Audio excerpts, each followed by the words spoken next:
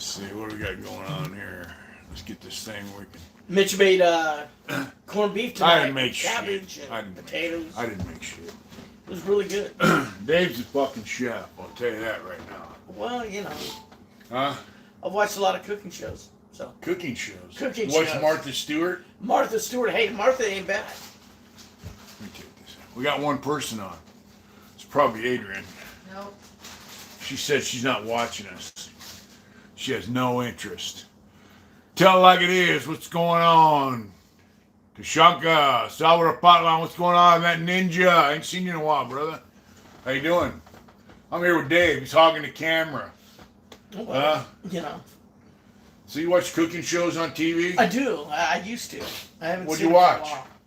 while. I used Bob to. Ross? Babe, why you no, let me Bob- answer? Bob Ross isn't a cook. What? Bob Ross is a painter. That's how you learned how to paint, wasn't it? Bob Ross. No. Bob Ross Bob teach me taught shit. you dude. everything you know. Come on, man. So who'd you watch on TV? Well, you know, there's a lot of different shows. You know, you had Lydia's Kitchen. you Lydia's had, Kitchen. Yeah, Lydia was good. She was a good cook. It's an Italian chick, right? She's an Italian elderly lady. She's bald, huh? She was bald. Yeah. She was bald, and her They son. had a thing for her. No. But, did you write her letters? I liked her cooking. Did you write letters to her? I did not. I never wrote letters Okay. to Okay. anybody. I'm just curious, Dave. You know? Yeah. What's going on, Aaron? Aaron Trado, what's going on, Bruno? American Made, what's that say? I don't know. Getting my American Made. Mixed starts next week, gonna be used, but that's right, brother. Stay out, Tashanka. Lakewater, what's going on? All's good, my friend. Cal, what's going on? Freebird family. What's up, big dog? Roger Griggs. Hey, what's up, man? Roger. So who else did you watch besides Lydia? Let's Who you see. were in love with? Let's see. Who did I watch? Martha Stewart? I did watch Martha every now and then. America's Test Kitchen, I liked. Oh, I watched that show. That was a good show. America's Yeah, Test Kitchen. yeah. Chef, was Show Chef Products. Papan. Oh, that guy, Chef yeah. Papan was Frenchie. Frenchie, yeah. You ever watch The Frugal Gourmet? The fruit. I don't think I've seen that one. When I was in Lancaster, we had a Canadian broadcasting channel, Oh, okay. and they had this guy, he had a big-ass beard. He looked like a hobo. Okay. And he would cook with top ramen and shit. He'd go, Okay. yeah, he'd crack it up. He'd throw this away. He'd throw the flavor pack away. Because these noodles are perfectly good. They'd show you how to make cheap-ass meals that were bomb. Oh, I can show people how to make cheap ass meals. Really? Out of a top ramen. Well, we're going to have to do that sometime. Okay, all right. Live. You heard it right here. Dave's Right. going to show you how to cook I'll with show you how top I used to ramen. make a soup. Yeah. How I used to make my soup. You ever put peanut butter in it? Never did that. Why not? No, that's Babe. That's amateur.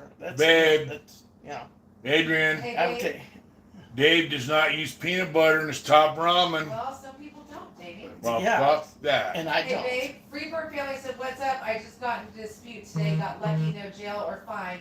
I'm just gonna walk away next time, Big Mitch. Glad y'all are okay, man. Peace." Yeah, ain't nothing worth going to jail for, brother, unless it's a threat to your life or you're somebody in your family, you know? Yeah. Curtis is What? gonna go visit his brother in San Quentin tomorrow. All right, Curtis, stay down, brother. Scrambled eggs is good in ramen. Yes, I agree. Hey, Curtis, tell your brother we send ours, and we hope he's doing well. I don't know if he's a lifer or what his deal is, but just tell him, hang tough and get through Visit that my shit. brother at San Quentin tomorrow. Yeah, Have yeah. a good time. Take cash and you can feed him. Yeah, take some change in there, some cash. Disconnecting. What's going on? Big John Hall, what's going on? Yeah, just let them know that a couple of lifers are out here doing it. We're off parole. We made it. Yeah. And, life's good. Just Yeah. hang tough. Yeah. Is he a lifer? Was he a lifer? I didn't say, but tell him we send ours. We send our love and our respect to him and all the guys in there. And, we just wish him our best, John Hall has a red badge, babe. What's going on, fellas? Shanka, we go. Good evening, John Hall. Yeah. So, you don't use top. Shunga. Oh, I use top ramen for all You don't kinds use of peanut stuff. butter in your top ramen. No, I do not do that. Dude, I'm gonna make some shit for you. You'll see. I doubt it. You'll but, see. You know. Motherfucker. Big Goose is on, babe. Huh? Big You know, Goose it's is on. probably a lot like beef liver. Louis? You know?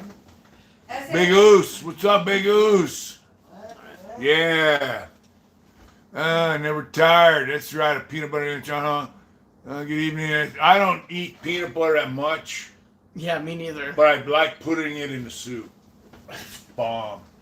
Yeah, I'm Yeah, not, them I'm not a Indian- big, especially all them years of eating peanut butter and. Dude, in India they use peanut oil, peanut butter. Yeah, I realize that. Some- So they come use that in Thai food. Thai Come food on. uses peanuts, but I don't eat Thai food. So, Really? and if I do, I'm not going to eat something with peanut butter We're in it. taking you to the Thai Noodle Express. Is that good? Oh my God. it's Yeah. Is it really? It Yeah. is. Down by where I It's live? my favorite. No, it's to-go not where place. you live. It's right up the street on Main Street. Right. That's by where I You live. live on the other end. You're talking about where you go around the corner, right? No, it's right on Main Street, right when you go into town. Oh, okay. Oh, the place where we had Right pho. across the street from the barber shop. When we had pho. Did I take you there and have pho? We had pho, and I wasn't that impressed with it, but Oh, Mitch. Oh, okay. I'm sorry, man. I Sorry. got you, Mitch.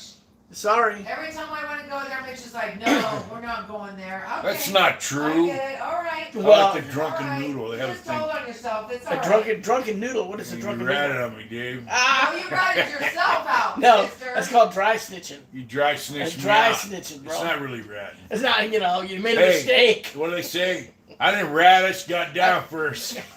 Yeah. Yeah. Yeah, let's get down first. Yeah, I just made a mistake. So I've been painting all day, working on Doing that. good, John. Is that John from your buddy John? Curtis, yeah, that's right. John Hall. Kenneth, what's going on? OG Scotty from Skid Row, what's going on, brother? So, did you get a lot of visits when you were in there? My mom used to come see me when she was alive, and my dad when he was alive. What do you think about that visiting room food? The visiting room food was garbage. You but know, I they mean, charge you it's 7 fucking 7-Eleven food. $15 for a hamburger. Microwave 7-Eleven burritos and stuff Yeah, like that. big ass burger for Yeah. $15. Exactly. It was a Shit, ripoff. It man. was a ripoff. But you never got that stuff, so it was kind of a treat. Yeah, I remember my son-in-law came up to see me. I go, let's go get a big ass burger. He laughed. He gets up to the machine. I get one. He goes, wow, it really is a big ass burger. Yeah. That's the name brand of it. I know. It's That was the name brand? Yeah, Yeah. big ass burger. Big ass burger. Yeah. They had the jalapeno burger. I like that jalapeno burger. Did you? Yeah, it was Yeah. alright.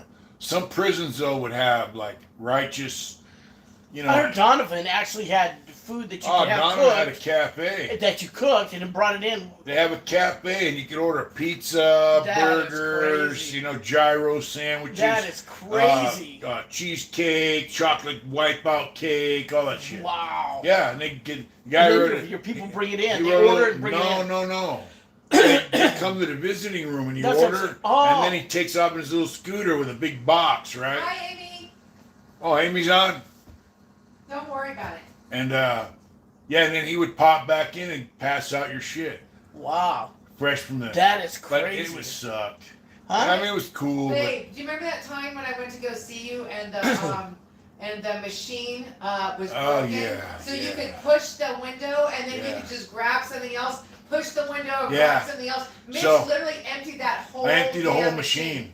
So the machine has a little door. They got like little tiers, right? Right. And it's a carousel. Right. So you buy one thing, open the door, Right. and I'd pull it out and gave it to her, right? Then I'd move the carousel by hand, Wow. pull it out, move it, pull it out, pull it. I emptied the whole machine. That's crazy. I had like 30 things on my You look table. obvious. Hey, and Hey, guys but- be like, I go, hey, you want a couple sandwiches? What do you want? Go buy me a soda, and I'll give you the house wheeling and dealing in the visiting room. It was funny. The whole machine was empty. It was off my fucking. And nobody else could No, have nothing. it was- because no, you I took it was, all. I was giving took the it shit. all. You people were so pissed off. Yeah. They're like, man. Well, they had other machines. But, Babe, mix on. What's up, Big Mick? What's that say? He said, man, I'm popping in late. I guess I was smoking. I forgot. What's up, boss lady? Not gonna freestyle. Oh, hell, man. We just came on, brother. Shit, you know what I mean? Yeah, we had the whole machine empty, bro. That was a good day. That must have been a great day. Yeah, it was. Getting back at that vendor. It was around who 87. charges you Yeah. $15 Back a burger. then it was like 86, 87. It was 87. Still, the 88. the food was expensive for that time. Yeah. They Whatever it gouge was, you. Yeah. They gouge you. Yeah. Yeah, we worked them. You know what I mean? What's going on? What does it say? You stuck around? What's that? Stuck Yeah, around. How's the corned beef and Corbin cabbage? County was excellent, man. Cocoa County in the house. Where does it say that? It's mixed. Oh, Cocoa County. Okay. Yeah. Yeah. Yeah. I told them we were having corned beef and cabbage. It was good. It was Was it? actually pretty good. Yeah, Yes. it wasn't enough. I'm full. It's Are good. you? It's good, Yeah. babe. I Yeah. could eat the whole corned beef. I'm sure you could have. You know what I'm saying? I'm sure. You empty out whole They try to take it all vending anyways. machines and gobble it down. What's so. going on, Will? Big Will, what's up, brother? Hey, you know what? Hey, Will. We used to get corned beef. They call it dragon tongue. Dragon tongue. In Yeah, prison? because the corned beef had like a green shine on it. Hi, Debbie. Yeah, Yeah. guys would just give it away. I love corned beef night, man. And then they quit giving us corned beef. We used to get it on St. Patrick's Day in Solano. That's it. That was Hey, it. babe, Will's on. He said, was cracked my neck. But we got roast today. beef quite a bit. It was a blessing and a wonderful time. That's Awesome. awesome. Awesome. Hey, Will, I want to see. Awesome, brother. I want to see if your wife wants to do work at the winery once a month. So let me know if she's interested. Yeah, hey, Will. Adrian's in charge of the winery tasting room now. She'll be doing the hiring. And, of course, we hire our friends. So she wants to know, Haley wants to get work up there at the winery, bro. Do it hard. That's right. That ninja, higher powered, crazy horse. What's going on, brother? Hi to Debbie. What's up, Debbie? Yeah, it's hard to see the comments or do it on her phone, you know, but Yeah. that's because Dave. I'm you know. trying to help you out. as It's much as Dave's I can. fault. It's my fault. We appreciate it, babe. It's my fault. Yeah, let's see. What's up, Big Oos? At a memorial for a brother from another club. Catch you on the flip side. Be safe out there yourself, Big Oos. Yeah. Big Oos got one of my last paintings. Yeah. Yeah, Okay. that's cool. It's in a, Is that the Indian? No, it's a guy riding a motorcycle. You know. Oh, okay. One of One my of your last ones. old ones that you had. Yeah, I back. did in prison. Oh, You know, okay. The last one I had here, we auctioned it Cool. off. Big Oos is a biker in a club, and he got it. So Oh, okay. I went to a fitting home. I remember when you had him in your cell. Yeah, remember I used to go out to the yard and lay out all my paintings. You did, yeah. All my T-shirt patterns. Like, I'm gonna be a millionaire. It's all right, JP. I don't take offense to that. What's that, babe? He said wine tastes like shit. Sorry, Adrian. A lot of people Oh think yeah, so. wine tastes like shit. It's all right. It's sour grapes. I'm a non-drinker, so. Yeah, will it just be? She just have to do 1 week in a month, but I'll fill her in on the info. But I train her. It's easy and it's fun. Yeah. It's good. It's a good little spot, you know. If she wanted to do more than that, she could. It's up to her. A little extra cash, you know, and meet people, hang out. Adrian gets to do a little work, you know, when I she's get there. tips. Yeah, she gets Sometimes. tips. And that's pretty cool. Yeah. So tell me about your cooking escapades in Dave. prison. Dave, don't let him do that to you. What? You know. Do You're what? trying to do something. You're trying to set him Is he up. going? He's going somewhere. with Yeah, this, he's huh? going somewhere. He's Yeah, going don't let him do somewhere, it. and I'm trying to figure it out.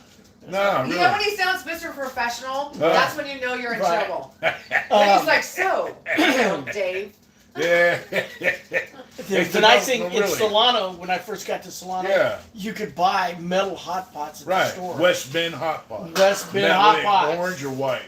When I got there, they were orange. Yeah. You know, the different colors through the years. Yeah. The originals were black, I think. No, the originals are orange. Oh, were they? Yeah. Yeah. But Yeah. So what? You Yeah, got a hot pot when you got there with it? man, I used to Did take to that make trip you burritos. out? Did that trip you out? I would make burritos. Did it right? trip you out that you could buy a hot pot? Oh yeah, Really? yeah. But it would make burritos, and I'd take sheets and tear them real thin, Yeah. and then tie them up, and then tie a string so you could dip it in, you know, put it in the hot oil. So and you make would chimichangas. boil. I You would would boil fry, the oil fry, in your hot pot right. We'd set it up and and hook deep it up. fry. I had Deep some of fry. those before actually. They're really It's a good. deep fried burrito. Chimichangas. So when I was in New Folsom, they had hot pots too, right? Metal ones. And everyone bought a bunch of hot pots, and then they cut them all out and made knives out of them. And you know, I was in Solano, nobody even cared about what's that up, LA shit. Caucasian brethren? Joey. What's up, Joey? We are not Caucasians. I'm not from the Caucasian mountains, so I'm not. The Caucasus I am Mountains? not a Caucasian. The Caucasus Mountains. Yeah, I am actually German, Western European, Welsh, English, Irish, Yeah. whatever. Actually, I'm an American. Yeah. So. You know. Yeah, I'm English. Yeah. People. Prussian. My grandmother, Really? my mom's Prussian? mother, was from Prussia. Wow. Which is actually part of Germany, part of Poland. Right. That was Prussia.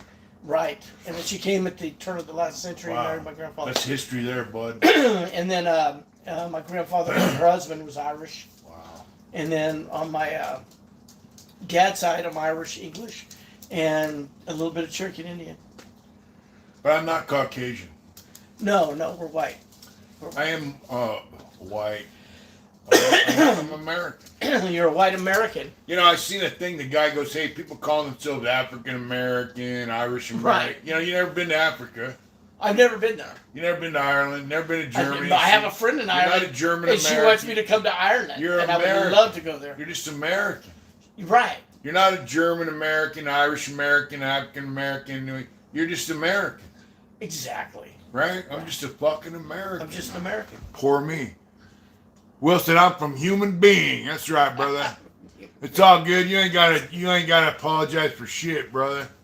Joey, I'm just making conversation, bro. You know what I mean? That's what we do. Tashanka, what's going on? I'm from human being. I'm just in Cherokee, French, German, both. That's right, brother. You know, I think it's cool. The melting pot, right? I think it's cool for people to be proud of their heritage. Sure. You know, their genealogy.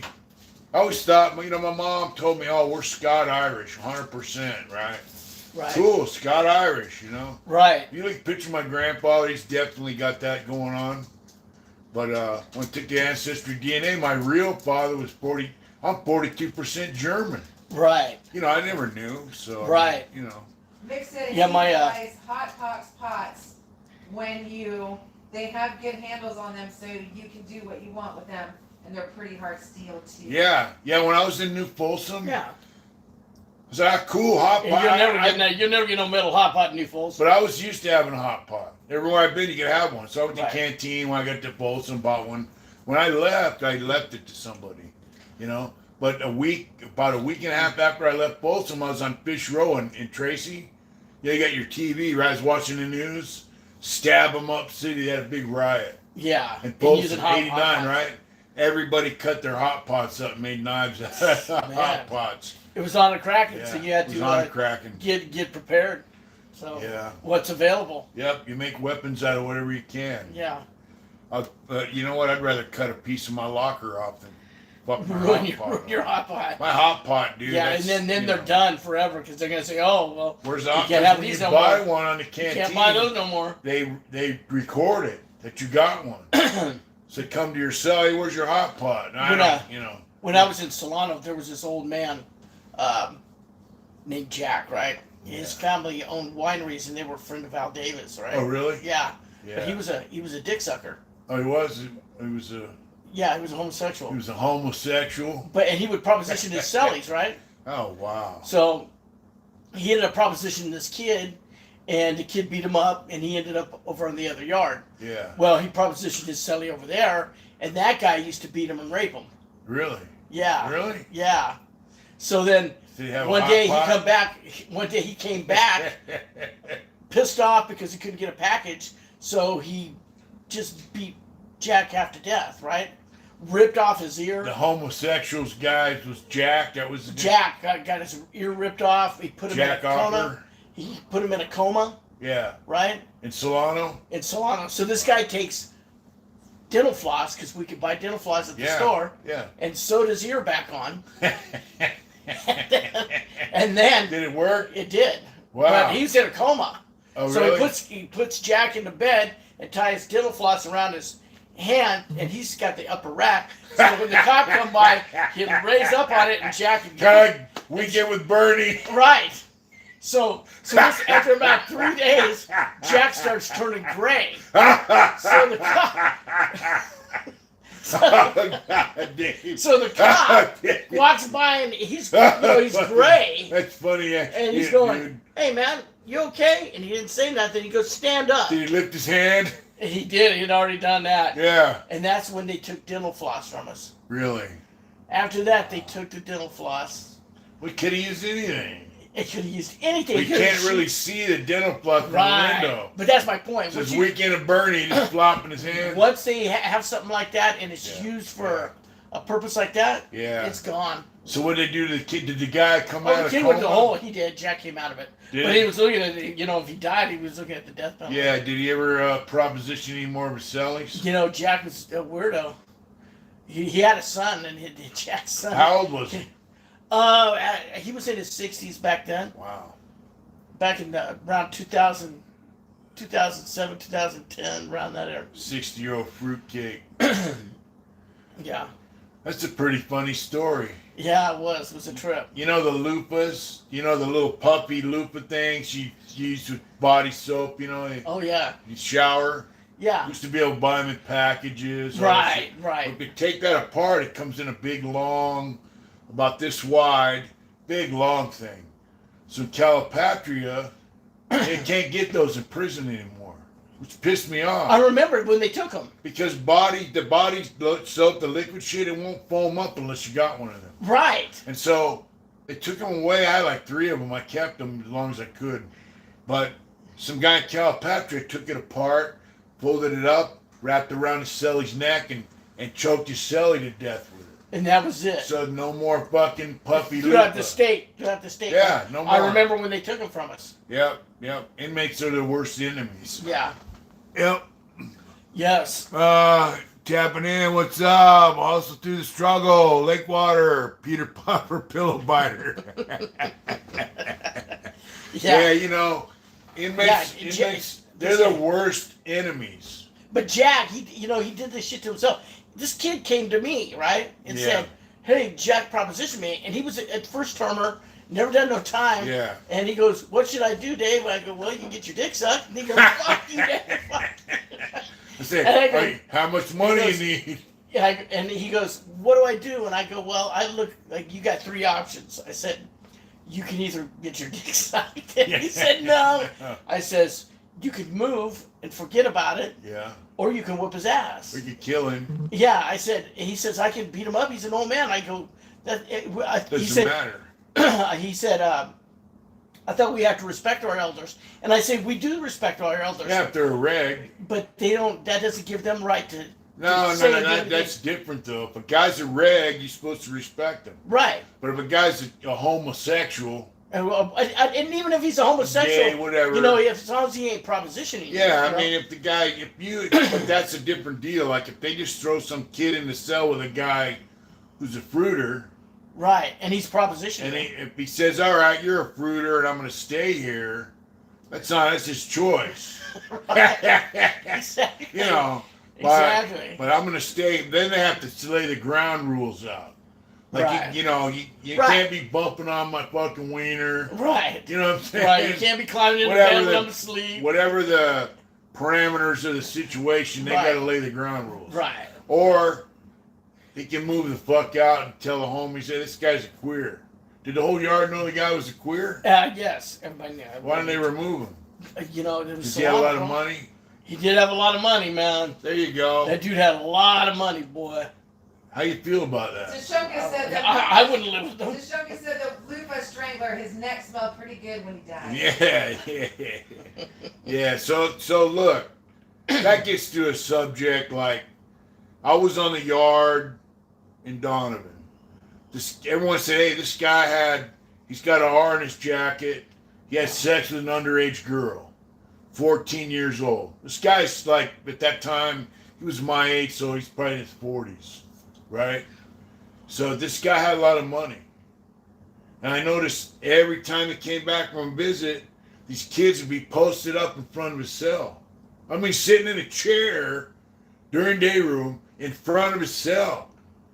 And then these kids had like Copenhagen cans, right, full of weed. Oh, yeah. And so I go, "Hey, man, that guy's a fucking sex offender." Right. Because I did my own thing and people didn't dig it. They're like, hey, you know, can't do this, can't do that. I go, fuck you, I do what I want. I do what the fuck. It got to the point where I was a plumber. So I only got a piece. I made a piece out of plexiglass. And I showed it to him. I go, hey, you keep telling me what the fuck I can or can't do. I'm going to stick this to your fucking neck. Right. And then I go, by the way, that dude's a motherfucking sex offender. What's he doing on the yard? Right. Oh, you know, I go, he's on the yard because he's got money. He's buying you. He was buying, I found out, he was buying quarter pounds of weed, right? And giving these kids weed. Quarter by the quarter pound. I mean, like every week. Right. I go, that guy's got to fucking go. Right. And if you don't get rid of that motherfucker, I'm going to get rid of him myself. Right. And when I go to the hole, I'm going to let all the guys in the hole know that you got a fucking sex offender out here. Right. I don't have a yard. You guys got to make this clear. Right. And I went over to the program office, and I got the clerk in the program office. He duped Miss Cavazos. She was an older lady, you know. He goes, hey, my homeboy wants to go to canteen, wants to check his books. Because you could go on the computer in the program office and see how much money you got. Oh, okay. And he goes, no, not that page. Go to the next page. And he came out, he told me, he's got an R in his jacket. So I knew I was a smut man, right? And they're like, oh, that was just some chick that smutted him. It didn't really happen. I go, no. He got convicted because he's got an R in his jacket. So, you're right. If it's just smut, if it's just somebody mad at you, you know, right, because you won't give them money or dope, when it smuts you up, you don't get convicted. Right. You don't get an R in your jacket unless you're convicted. Right. And so there was a guy in Solano who came there. Yeah, they got rid of him. There was a guy in Solano who came there. He was from San Francisco, and he was in a bar and drinking, and some girl, he said, she looked like she was about 23, 24 years old. Yeah. Came up, ordered a drink, got the bartender asked for her ID. She showed ID. A little bit later, they struck up a conversation. They had a few drinks, and she goes, hey, I'm a prostitute. You want to go outside? Really? Blah, blah, blah. Yeah. So they went outside. So Cops come up, bust them. And while they're having sex? And she's 15 years old. Ooh. Well, she shouldn't have been in the bar. Yeah, but you know, I kind of have a little sympathy. So this guy's in prison? Yes. For that? Yes. Ooh. He had an R in his jacket. He got bebopped. Yeah, well, he's lucky he didn't get killed. Yeah, I mean, but he didn't know. I mean, that's a tough one, ain't it? That's kind of a shaky. I wouldn't have fucked with him. If I would have seen, you know, hey, I wouldn't have said nothing. You know, I mean, it wasn't like the dude. In fact, if the guy he came forward and said, hey, this is what happened. If he was my cellie or something, I'd be like, hey, dude, just, you know, whatever, just whatever.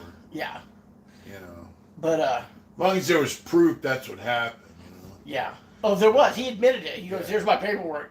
Yeah. Because we checked paperwork over on the level 3 side. Yeah. It was the level 2 side that at that time they didn't check no paperwork. Yeah. If you went over there to the level 2 side and started asking for paperwork, you were gaffled up, taken to the hole, and dropped back on the level 3 side in a minute. Yeah. They call you predator.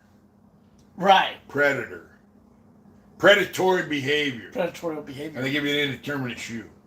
I didn't see that happen. I saw it in San Quentin.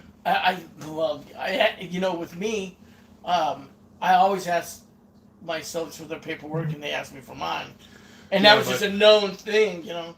I went to the hole in San Quentin, and guys were in there from the reception center, and that's a big thing. Like, they were validating people as gang members, prison gang members, for checking paperwork and giving them indeterminate shoe terms. For right? No, I'm just saying that's what CDC did.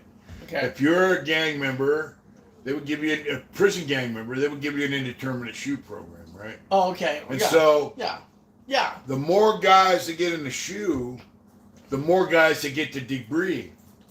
The more guys they get in the shoe, the more of their family members get to become cops doing that work under hazard pay. But what I'm saying is, now this is a whole other deal. This is how the SNYR grew. So, guy shows up to reception center, he's checking paperwork.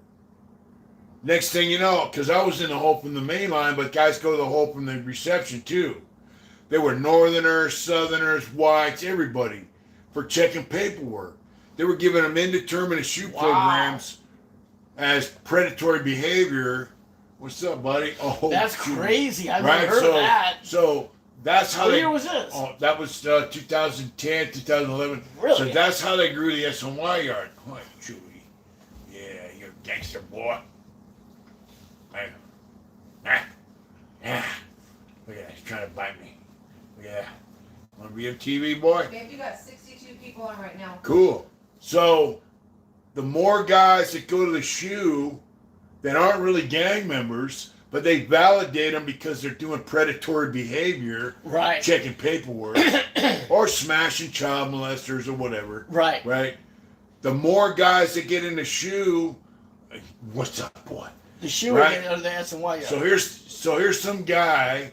He's a kid, 25 years old. Hey, you got bad paperwork. Beat some guy. He goes to the shoe. He goes to the hole in San Quentin, and then goes to the Bay or Corcoran or whatever, right? Right. Then he gets up there and he sees, fuck, man, these dudes are serious. Now he's around dudes that are killers. They're killing motherfucking machine.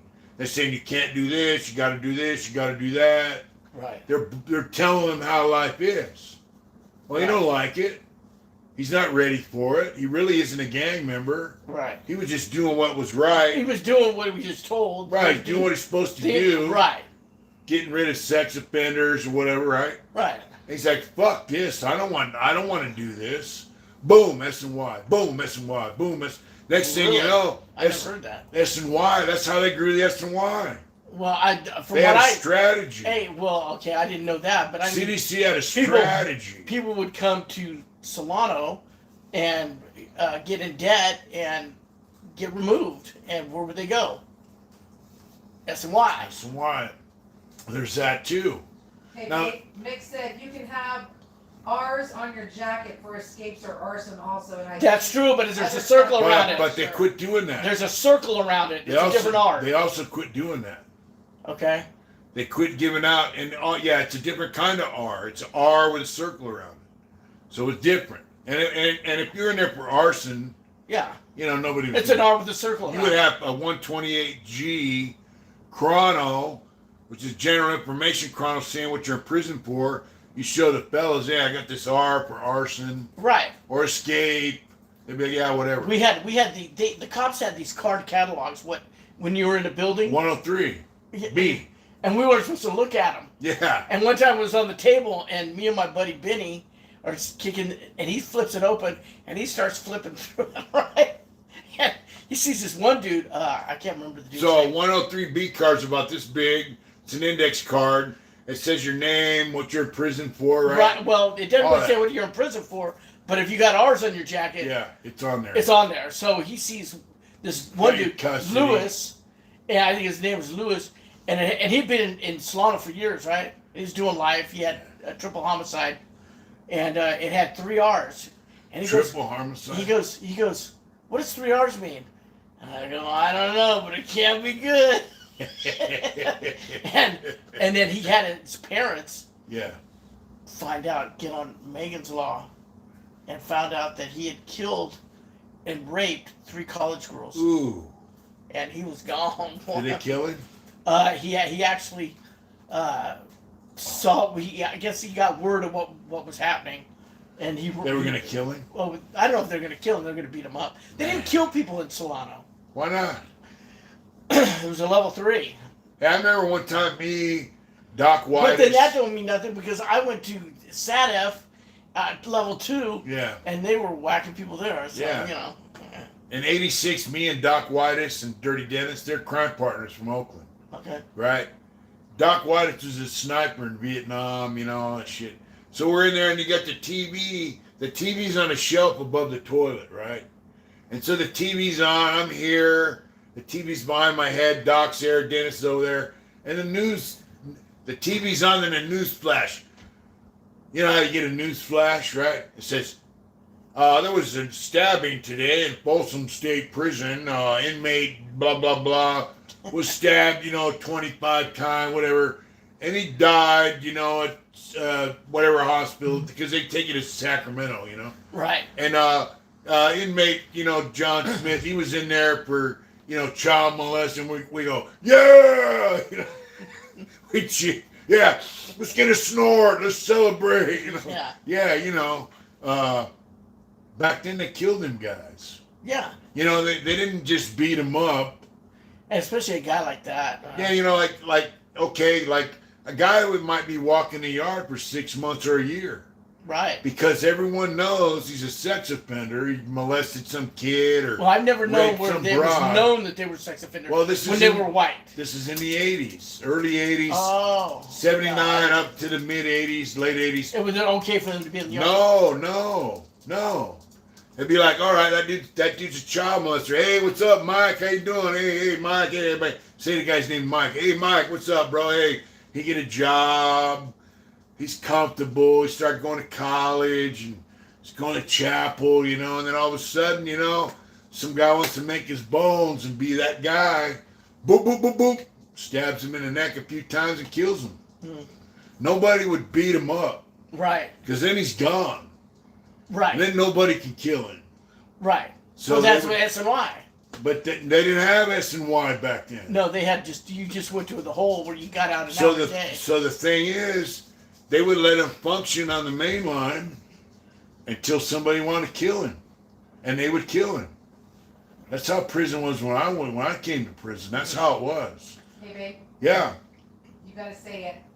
Oh, please hit the like button, and share, and subscribe, please. Freebird family. I can't read that. He said it was out years ago, man. Some boys that rode steel horses got a hold of a fucking shovel, man, and it looked like he'd been put in a meat grinder. He lived to, but I'm pretty sure he dated 21 plus from then on. Oh yeah. Hey, they beat a child molester Arab. He was a Muslim Arab. Yeah. The black Muslims Yeah. got him in New Folsom. Yeah. And when we walked into the section, there was blood Everywhere. everywhere. Yeah. And A lot of guys say that black dudes don't deal with child molestation the blacks or don't. sex offenders. These were Muslims. But some of them black dudes do. but they were completely different. Well, yeah, because they're Muslims. Muslims with the blacks. See, I used to work with this guy who was an old BGF, right? Mhm. And he used to tell me that it was our policy that we can't judge another man what he's in prison for. Really? That was their policy. Wow. And I know that to be fact because I heard some black dude talking to some youngster because some youngster wasn't digging it, and he goes, "That's our policy, man." But when it comes to the Muslims, they had their own cha-cha. Yeah. They didn't go by the black rules or whatever. They had their own. Yeah. They They had their own standards. They had their own standards. Yeah. So they whacked the dude. They beat him to death or whatever. I know. But you know, like when I had a cell phone in San Quentin. You had a cell phone. Yeah, I had a cell phone. I don't know how I got it, babe. So Quit dry snitching. my neighbor was from Palo Alto. Okay. And then down the tier was a guy from LA, and he walked with a limp, and he was like, yeah, you know, Mr. Cool, you know. So my neighbor, there's a couple cells down, Dex. He was cool as fuck. He came in my cell, he goes, hey man, where's that fucking cell phone? What are you talking about? You know, he knew I had a phone. A cop. No, inmate. He's from Palo Alto. Black dude. You can't just walk into your cell. Well, yeah. They knock on my door. I'm like, yeah, what's up, you know? Oh, okay. Because your cells are open all day in San Quentin level 2. Okay. So he came in, I go, what's up? He goes, where's your cell phone at? And I go, what's up? He goes, this fucking dude down here, man, I want you to run his name on Megan's Law. I go, all right, some black dude. So the dude from Palo Alto, he wasn't a Muslim, he was just a dude. He was a gangster. And he was a good motherfucker. Yeah. Right? I ran the dude's name, I showed him the dude was a rapo. He goes, I knew that fucking punk was no good. And from then on, he used to disrespect that guy Yeah, they'll do that. every fucking day. They'll do that. They had the dude. But that- he would tell me, hey, I want that dude to say something to me so I could beat his fucking ass. This is a level 2. They had the guy. But the guy wouldn't say nothing. The guy who raped Gabrielle Union, the actress. I don't know. Have you ever heard of her? No. She's a black girl. She's a famous actress. When she was 17, she got robbed. She worked in a boutique store. Yeah. And a guy came in and robbed her and then took her in the back and raped her. And the guy was in Solano, and they used to disrespect the hell out of that guy. They didn't remove him. What, some guys, some of them, when I was in a county jail, right? I was 18. I'm in a tank with guys that came down from prison on appeal. And there was a fat dude. He was on appeal, came from prison. There was the other white dudes that came from San Quentin. They were about to shit. Right.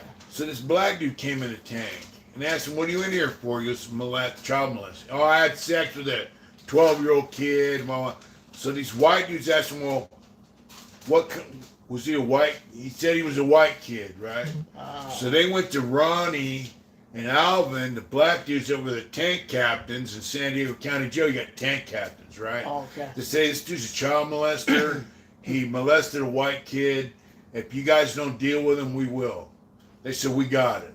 The guy was in the shower in the day room. There's a shower, right? He came out of the shower. I remember Ronnie just beat that fuck out of that dude. I mean, they beat that dude half to death. Yeah. You know, so, yeah, all that That's shit, what black dudes don't deal with sex, that's bullshit. Well, I just know Some of them do and some of them don't. I just know the policy. They had a dude who was selling dope in Solano who was a rapist. And White, black, what? He was a black dude. It wasn't white. Yeah, well, if he was white, he'd be dope gone. sack. But Fuck. the whites would buy dope off this dude. Like, Yeah. what the fuck are they doing, man? There And you you go. fuck- Dope rules, right? And then there was a big issue between him and the white dude. Yeah. So the black scale, we want him removed, and the guy who had the yard said, "Fine, we want him gone." So. Oh, wait a minute. The blacks wanted the white dude gone, Right. and the whites wanted the black dude gone. Yeah. So what'd they do? So we removed the white dude. So we're waiting for them to remove this black dude. They wouldn't do it. Ooh. So we came out. We're gonna riot over this, right? Yeah. We came out in force. I mean, every white dude. I mean, we So had, why don't you just had have a lot of whites there. why don't you just have the white dude get rid of the child molester black dude? Because the blacks are supposed to do it. Oh yeah. But see, then you could have got rid of two birds with one stone, and Well, you know. we were waiting. We were gonna get riot over it, Oh, wow. and then they ended up going to the center complex, telling them this guy has to go to the other yard because. What's up, babe? You just gotta watch the What? coloring talk. Oh yeah. Okay. Yeah. Oh really? Yeah. They Well, like one to- thing we never they- do, we never use the N word. No, I know. Never. Well, there would be no I reason to think- do that. Yeah. I'm just saying. I'm just saying. All right. Oh wow, look at that. Jamie Wilson to it. How long would Jesse Smolin last on the yard? Who's Jesse Smolin? Jesse Smollett is the guy that said that he's an actor. He was on that show. I can't remember the name of it. See the guy that said he got beat up by some white dudes? Oh, he was. No, he didn't. He never said that. No. He said, I think they were Samoan or something like that. See, Anyways, white, black, what? But it was a lie, right? he is black. All right. It was a lie. Yeah. Yeah. Yeah. He made it up. So he lasted 1 day in jail. Did he? 1 day. Hey, you might want to, I think you should do a video about what we watched the other night. Yeah, Attica. Yeah. Yeah. Yeah. It was really, Mitch and I watched it last night. It was really Attica? something. Yeah, you know, you guys, I don't know how old you are. What channel was that? Prime or? Just save that for later. I'm just saying that. Yeah. Like, yeah. Yeah, it was really good. We would like you to He watch. said he came from Chicago to Cocoa But County. it was called Attica. Mitch is gonna do a video, but it was a documentary. In the 80s. Oh, man. Okay. Jake Stewart. All right, Hey, Jake. JB Will, thank you for How do the you like $10. living in Contra Costa County? How you like Cocoa County? JB Will, thank you so Yeah, much. thank you so much, JB Weld. Man, he's been around with us for a long time. Yeah. Yeah. Good dude. Yeah. Debbie said Jesse just got slapped by Will Smith. Who did? It's a joke, babe. Jesse? Jesse who? The one we were just talking about. Oh my God, you guys. Oh, yeah. Mitch, do you remember of a story? Do you remember a story of a martial artist that got busted, went to LA County jail in the late 80s, early 90s, beat up 10 LA County sheriffs, and they had to call his mom to calm him down? I don't remember that. at all. I vaguely remember that. Hi, Ryan. Hi, Left Lane. Ryan, we're doing good, brother. We're doing good. Left lane, what's going Hi, on? Red Guy. Red die. Yeah, it was so if Mitch is gonna do a video on it, but if you guys get a chance, watch. It's called Attica. I think it was on Prime. Yeah, I think it's on video. Amazon Prime. It's It's a just called documentary. Attica. It was horrifying. Like I literally, we stayed up till freaking midnight last night watching. So it. we watched It this was doc. like- You hit the Attica, right? Yeah, in New So- York. I was too. I thought I knew It's a about New York it, but prison. after Yeah. that, I didn't know shit So about she's it. like, oh, she knows about Attica. Had a riot, right? They had a huge riot. We're watching this They were documentary, killing right? cops. Now, mind you, I went to prison in '79. I get to San Quentin. They're shooting us. Right. If you get in a fist fight, they shoot you. They shoot you. Whatever. They were shooting us all the time.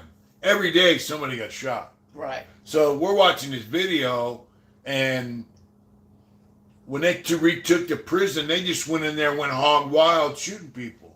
She's like, oh my God, I didn't know that. All this stuff. She's like, I didn't know that, I didn't know that. They used to beat us. Right. In San Quentin, they would come in your cell and not pepper spray you, CS gas you, come in your cell, beat you half to death, drag you out butt naked and throw you in a strip. I was in a strip cell, bro, for 30 days with a pair of boxers. You're lucky you had that. Hey, no mattress, no sheets, a concrete bunk, no light. They had a gate, they had the bars, and then they had a wall with a door and a cover over the window, pitch black, bro. Right. They turn your lights out. They'll turn your water off. It was fucked, dude. Yeah. So we watched this thing about Attica. She goes, oh my God, I'm laughing. I'm like, I didn't live through. I didn't live through what they went through, but Jake Stewart, what's going on, brother? Thanks for becoming a member. Right. David M. Crew. It's in there. 5 and 6. Yeah. So I didn't go through nothing like Attica, but I recommend you watch this thing, Attica, on Prime, Amazon Prime. It's I'll find out what the name of it is. but I was laughing kind of because I went through a lot of stuff that, Nothing about that shit was funny. you know, the shooting. They used to shoot us every day. The policy had just changed when I got to, because So you know what we went through. when I got to New Folsom, the policy had just changed. Yeah. But it's like when you get into a fight with your cellie, like when I did, I'm dragging this dude over to the door. If I have to pick this dude up, he was a big kid. Yeah. And I'm thinking, how am I going to pick this dude up if they crack the door, right? Yeah. Because back then, they would crack the door and then shoot into the cell. With a gun. Yeah, with the Mini 14. Yeah. So you would have to pick the dude up, and he's So going to they use shoot you. him and not you. So you would have Well, you New would use you as a Folsom shield, had nothing or you but- were using him as a shield. They had One mini of the they had mini 14s. That was it. Okay, and that was enough. This is it. So that's what it's called. Attica. It was done in 2021. Yeah. It's a documentary. So I'd highly recommend you watch it. It is. Like Mitch said after we were done watching, he goes, "These people today don't even know, and they even like it was freaking Higher power. Thank you for that. crazy." And hats off to Big Black Frank in Attica. Yeah. He's still alive. Hats off I don't know. to if all it's you all guys that like went big. through Attica. Just thank you. Hats off to you guys, dude. So you knew what you heard about how it was before you came in. They had just shot and killed a Southsider kid. Yeah. There was a riot between Thank the you, blacks. Debbie, for the $5. There was Thank you so much. a riot between the blacks and the Southsiders. Right. And when everybody was sitting down, this one kid tried running across a field, bent over, and the lieutenant told the cops over the gym, Right. he goes, shoot that son of a bitch. JB Well, thank you so much. My uncle worked as A CO in New York, he said that other COs were hooking up with female inmates all the time. I guess a guard turned some guys in and they beat the fuck out of him. He said Yeah. that out of the guard outside work for it. Watch that video. Them guards are going, white power, Oh, the yeah, guards. Well, they did The the guards- Green Wall. No, the Attica. They're out in there. They're outside the wall. If they just went and killed a bunch of guys to take the prison back, they're all white power. The cops. I was like, wow. Wow. You know. So They used to so- rape Lolita, the Long Island Lolita was her yeah. name. So what you saying? They shot that guy? They shot him in the ass and it ricocheted up through his heart. Well, they just And 223 round. Yeah. Yeah. Yeah, and it killed him. And after that, they'd had so many problems with the shooting policies Yeah. that they stopped because they used Well, to I say remember- no warning shots fired. They No would just warning shoot you. shots. So look, in San Quentin, I went from San Quentin's a level 4, right? They go, you're going to Folsom. So I went to New Folsom. They emptied the back and sent them to the bay, and they put us in the back as mainline. Okay. And B facility. Right. So you go to reception, R&R was on A yard in one building. And so you get there, and they got all the brand new guys that came in that day, right? Right. They sent 340 guys from San Quentin to New Folsom. Man, they kept us Right. handcuffed behind our check it out. back for Yeah. 8 hours. So we're 8 in the hours, day man. room, and there's a cop, right? And he goes, this is not CDC. This is Folsom. This is 1989, 88, 89, like January 89, December, or whatever, around that time, right? He goes, this is not CDC. This is Folsom. We will kill you. Yeah. He goes, if you run where you're not supposed to run, we'll kill you. If you horseplay, we'll kill you. If you talk shit to our staff, we'll kill you. If you kick on your door, we'll kill you. He starts naming all this shit, right? But he's not like, ha, I'll kill you, right? He's serious. He's letting you know. He was serious. We will kill you. Right. And he goes, this guy, and he points to the gun rail. He will kill you. I was like, wow. So we go through Orient, and I've been to San Quentin, right? I came from San Quentin. They would shoot you there, but they wouldn't, they would only shoot you. Well, actually, then they had 9mm. But so we go to orientation. They go, when you guys get your CDC blues, because we had jumpsuits from the bus. Then you can go to yard. So we go to committee. We're going to yard. They don't bring us our blues. I start kicking on the door, right? I want to go to the fucking yard. We've been on orientation for 2 weeks. Right. I want to go to the yard, Right. We're in the back. It's now mainline, right? Right. And you're on Bedrock. yeah, Bedrock. Well, Bedrock was down like 5 building. The rest was regular. Yeah, when I was there, it was 2 building. They didn't bring us our bedrolls, so we couldn't go to the yard because we didn't have any blues. We had bus reds. And so I'm kicking on the door. Bring us our motherfucking blues, punk. Because at San Quentin, we used to fuck with the cops. We'd throw shit and piss on them. Fuck you. Fight with them. Gas them, huh? Yeah, we'd fight with the cops, all that. And so I'm banging on the door. Fuck you, pig. Bring me my blues. I want to go to the yard. So they got a control booth, right? He pops my door about this big. He goes, quit banging on your door or I'm going to kill you. I go, wow. He goes, I will shoot you. Right.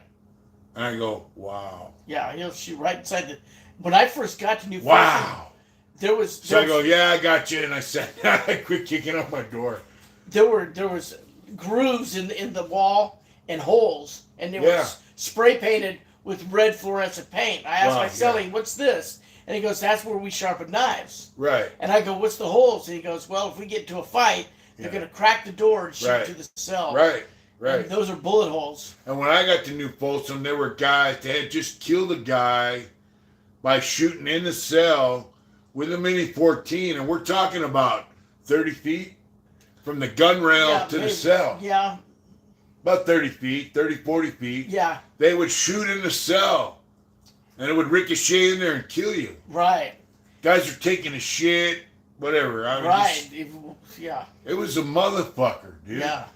It was a motherfucker. And they were big cells, like you said. They were huge. Oh, they were nice cells. They were 10 feet wide. Unless you were at the upper rack and you had to leap from the desk up to the... No, you had to get on the table in the back. That's what I'm saying. Yeah. It was on the wall. Yeah. You could walk past it. Yeah. That's how big it was. It was hard to get on the top bunk. Exactly. Yeah. Yeah, you know what? So I would recommend this movie documentary on Prime, Amazon Prime. I showed it. Attica. It's probably listed other places too. Legit Ghost Rider, high power, OCT 704. What's going on, brother?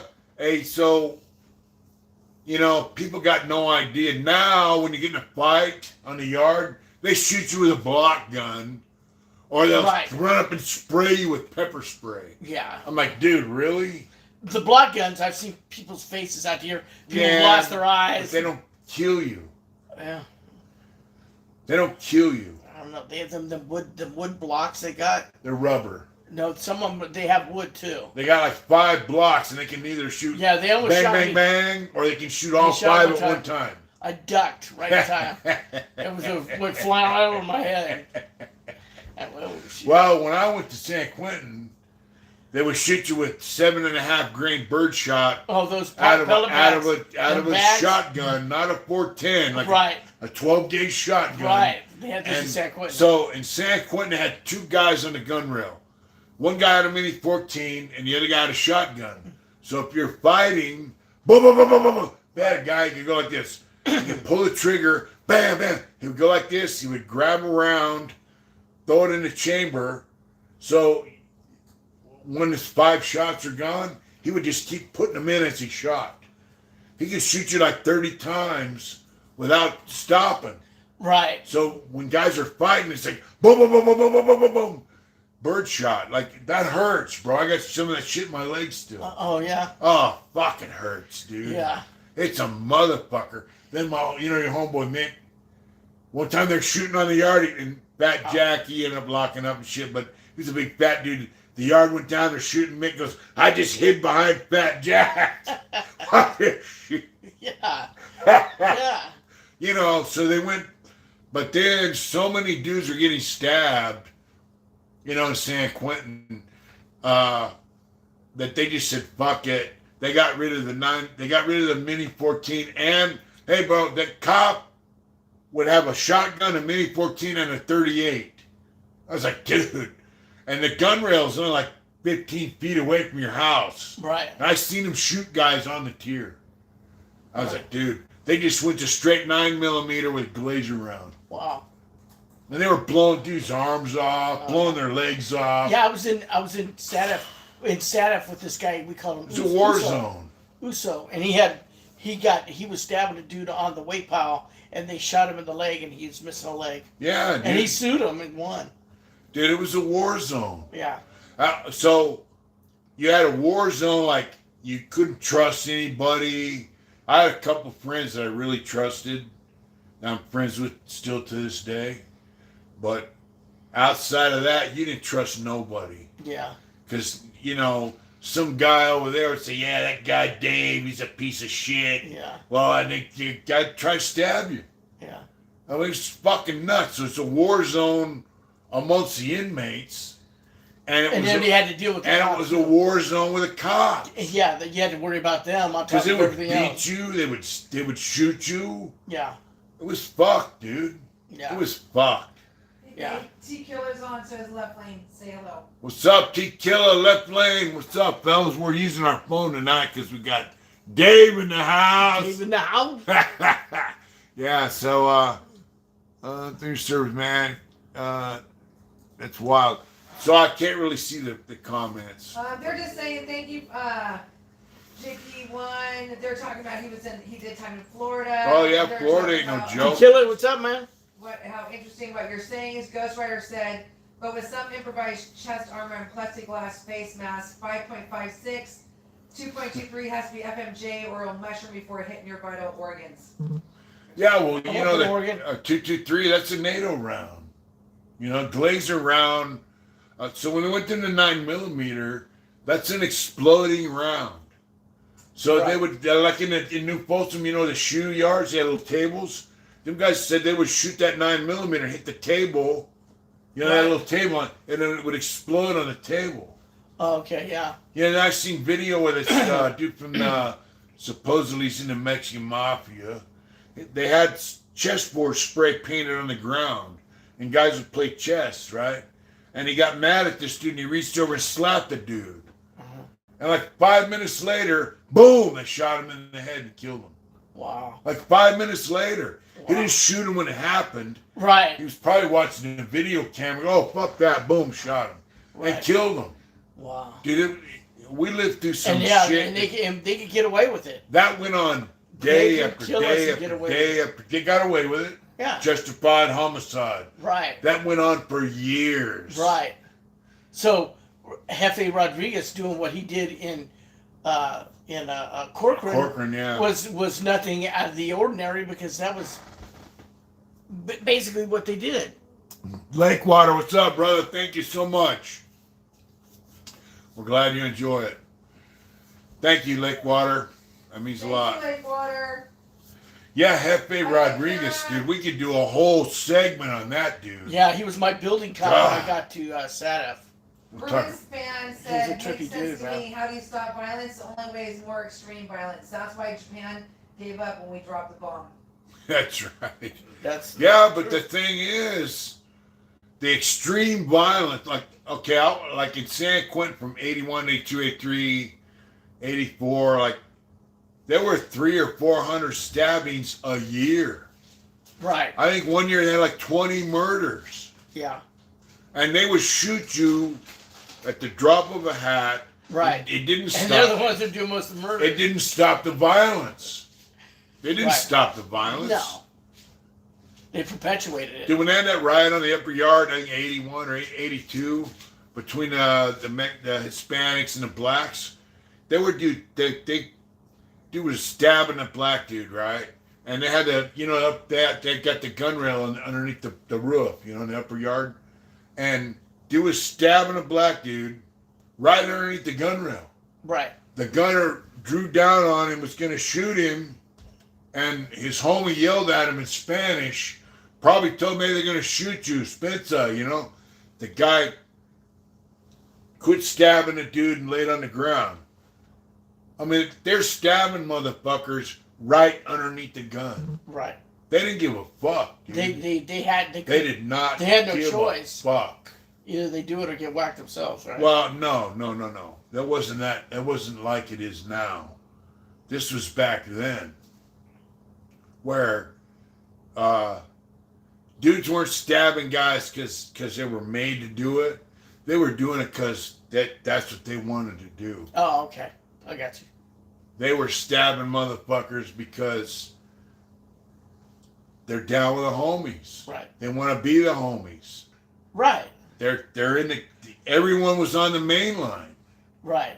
That's before indeterminate shoe. If you're a prison gang member, they're making their bones. Right. And so one group is saying, hey, fuck these guys. We got to jump on these guys. Whether it's a race thing or whatever, right? So one race is saying, the prison gang leaders are telling their little homies that want to get hooked up, hey, we got to deal with these motherfuckers for whatever the reason. Dude, 85 dudes got shot and stabbed that day. Right. And went on forever. Right. And it didn't stop. So there were black dudes trying to climb the fence and get off the yard, and the gunner, because they were getting stabbed. The upper yard in San Quentin, they could shut the gates, right? So they're trying to climb the fence and get off the yard, like there's a fence, right? And there's razor wire. And they're getting cut up from that razor wire. No, they didn't get the gunner was shooting them. Oh yeah, you can't climb a fence. But you climb a fence, you get shot. No, wait a minute, bro. It's not to get outside the prison. It's just to go from the upper yard to the little alley that goes down the way to the bar Oh, okay. You can be there, It's by the Mac Shack. They had a gate. So they're trying to climb the fence and get off the upper yard so they don't get stabbed, and the gunner was shooting them. Right. And so then they fall down, and then they get stabbed. But these dudes are stabbing people right underneath the gun, dude. Right in front of the... So they would be stabbing you, then the upper yard is about as big as a football field, right? Maybe bigger. Right. Half of it was max B at the time. And so down on this end of the yard, they're stabbing dudes, and they start shooting. Bam, bam, bam, bam. They quit. Everybody lays down. Now, then the guys on the other end of the yard have already laid down. So when these guys lay down, these guys get up. Bam, bam, bam, start stabbing some more. They start shooting them. Guys in the middle of the yard get up. Bam, bam, bam, start stabbing again. When they would start shooting over here, these guys would get up and start stabbing again. It was just crazy, dude. It was crazy. I mean, people got no idea, bro. That's right. That's a good question. He said, Big Mitch, tell me if someone retaliated on CDCR employees in the free world. What now? Have you ever done that? Yeah. I heard of a case where they tried to get a cop at a gas station who worked in High Desert. I didn't hear about that. Yeah, they were lying in wait for that dude. Now, only thing I ever heard about was some white prison gang members out of Folsom. Supposedly, now I don't know the facts. I do, but so supposedly they had a female working for the DMV. They got some cop who was fucking with them in prison. They got his hookup. They got his license plate, all that shit. And so they had somebody on the street shoot the guy's windshield out of his car.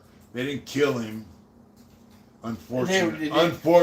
But he was in the car. He was in the car. They shot the windshield out with a shotgun. And rightly so. The guy was a punk. He was fucking with them guys. He had it coming. Right. And, if an inmate's fucking with another inmate, like bullying them, punking them, he's got a stabbing coming. If a cop is fucking with you, throwing your photographs on the floor, stepping on them, beating you, shooting you, whatever, he's got something coming. Right. So, but they didn't kill him. So after that, dude, they went after them, dude. They went after him. When they had people in the gym, when they had the gyms filled up, yeah. this cop, I can't say his name, right? Huh? I don't care. I better not. Anyway, I don't care. He was going around breaking people's TVs and radios. Say his and fucking name. And he's going, "What do you think of me now?" And there's this Indian dude. Yeah. Little skinny dude, but he was a fucking rider, right? Yeah. And he was all drunk, and this guy had been down for 12 years. Native American? Yeah. Yeah. And he's getting out in 3 months, right? Yeah. And he's all drunk, and this cop broke his radio, and he grabbed it and walked up behind him and went BAM and bashed him in the head. With what? With the radio. Yeah. And then just commenced to beating him. Yeah. Hi, Willie G. And they turned around. What's up, Willie G? He ended up taking a 10-year deal for that. Really? And they threw him in the hole with no underwear, no mattress, no sheets, nothing. And he was going home in 90 days? And going home in 90 days. So that's how important a radio is. Yeah, that goes to show you that. Smiling Dave, I remember them 80s and old Folsom and Tracy was fucking rocking. It was fucking insane. Yep. Yep, that's right. Mick was there. Mick was in New Folsom. Oh, excuse me. Old Folsom, 83, 84. Oh, okay. And he went to Tracy. Oh, okay. He knows. He knows. He knows, dude. He knows. It was no fucking joke. So, we could talk about it all day long. Yeah. But, we got a million stories. yeah, but people got no idea. Yeah. I mean, your brain really, put it this way. I knew this guy, he was a cop, Lieutenant Powa, Captain Powa, Rudy Powa. I don't know if you're watching, whatever, hats off to you, respects, I love you. He was a cop. But he could do. His name's Rudy Powa, and he was a cop in Pall Mall. Then I seen him many years later. He was a lieutenant in Donovan. And, I used to talk to the guy. He would come out of the program office. I go, "Hey, Rudy, what's up?" I go talk to him. And then rookie cops would come up, right, and stand there while me and him are talking. He goes, "Hey, Smiley, tell this guy." One time I told the guy, "Yeah, you know what? If it ain't worth killing over, it ain't a problem." He goes, "You hear that, rookie?" Yeah, well, you know what I mean? This guy was around like 77. Right. He was in the military. He went from like growing up in the hood in Chino or whatever to the military, army, to CDC. Right, that's a cop. But he was a good motherfucker. He used Right. to treat us with respect. And, yeah. Yeah, there's a cop in New Folsom who used to say that. He says, "Hey, I don't judge you for what you did on the street. Yeah. I judge you for how you act now." Right. But that guy treated us with respect. And that's how this cop did. But And they ended up whacking him, man. wow. In the chow hall, Hey. underneath the gunner. Hey, Rudy was so he got to Donovan. I got in a wreck. This captain sent me to Corcoran. I go, hey Rudy, what's up? I'm the emergency plumber. I'm from San Diego. I'm in Donovan. He goes, I'm gonna help you out. I'm gonna talk to that fucking punk, Captain Lobatos, you know. Then he called me over he worked in a watch office. He goes, hey bro, look, I can't talk to that guy. He goes, that guy's such a fucking punk. He's going to want to know why I'm asking him to give you a break. You know? Right. He's going to investigate me Right. for speaking up for an inmate. Right. That's what kind of guy he was. Right. But he was a yard lieutenant on 2-yard Donovan. He seen this guy. He's dead now. Superman, right? Tim, I forgot his last name. I don't remember later. So they called him Superman. He was hooked up, but he got out of prison, stayed out so long he fell under the radar. So they locked all them guys up and determined a shoe. He was on the street. He came back to prison. He's in Donovan. Tim Holloway. Superman. Tim Holloway. Good motherfucker. So he comes out of the chow hall. Rudy tells me this, right? And he's walking down going back to his building, and Rudy goes, he's a Mexican guy. Huh? He goes, hey, Superman. And the guy stops, turns around, comes back. He goes, you know, Lieutenant, there was a time when I used to answer to that, but now I go by Tim. My name is Holloway. He goes, all right, I got you. That fucking cop, he's a lieutenant. He ended up becoming a captain. He went to CIW. Became a captain, retired. He let that dude stand on mainline. Even though he knew he was in a prison gang, he was hooked up, he knew that he was done. Right. He changed his And ways. that was a call that he made. He made that call. He made that call. Nobody else in that prison, like the gang coordinators, right. the goon squad, right. all all know. were pushing to have him locked up. No, they didn't even know. Oh, really? Yeah, because he got out of Folsom. squad He never got found out of old Folsom. If the captain knew, the Bro, squad knew. look. He got out of old Folsom before they built any new prisons, any of that shit. He was Right. back in the day. He was a hog. I understand. He was from Torrance or South Bay, LA. He was a bad motherfucker. And he was a good dude. I liked him. Tim Holloway, he was a white dude. Yeah, Superman. There's not a lot of guys like that I like. I liked him. He was a good fucking dude. I mean, really, really good dude.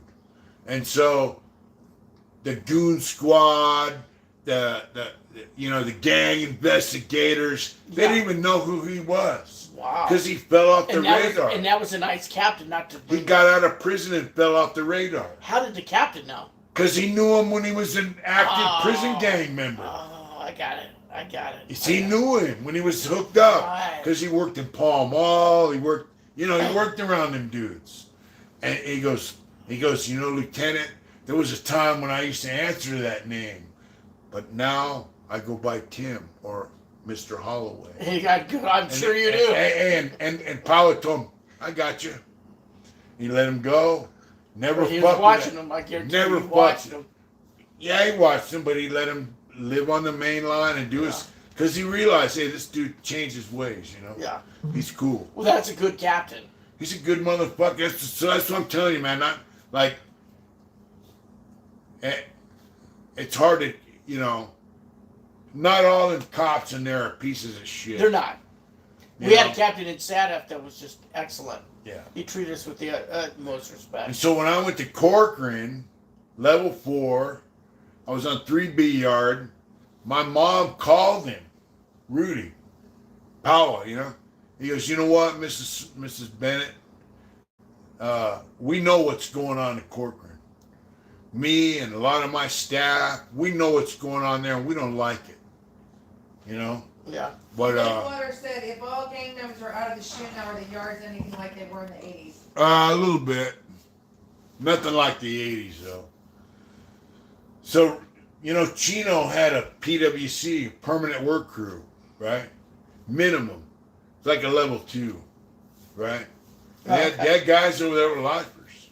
What, really? Yeah, level, like low level. Oh, yeah, you're level 2. Yeah, You my know. first level 2, yeah. And so They weren't P-coded.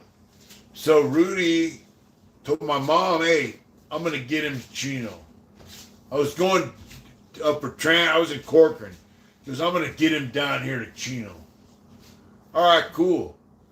I go up for transfer, Chino, nothing happened.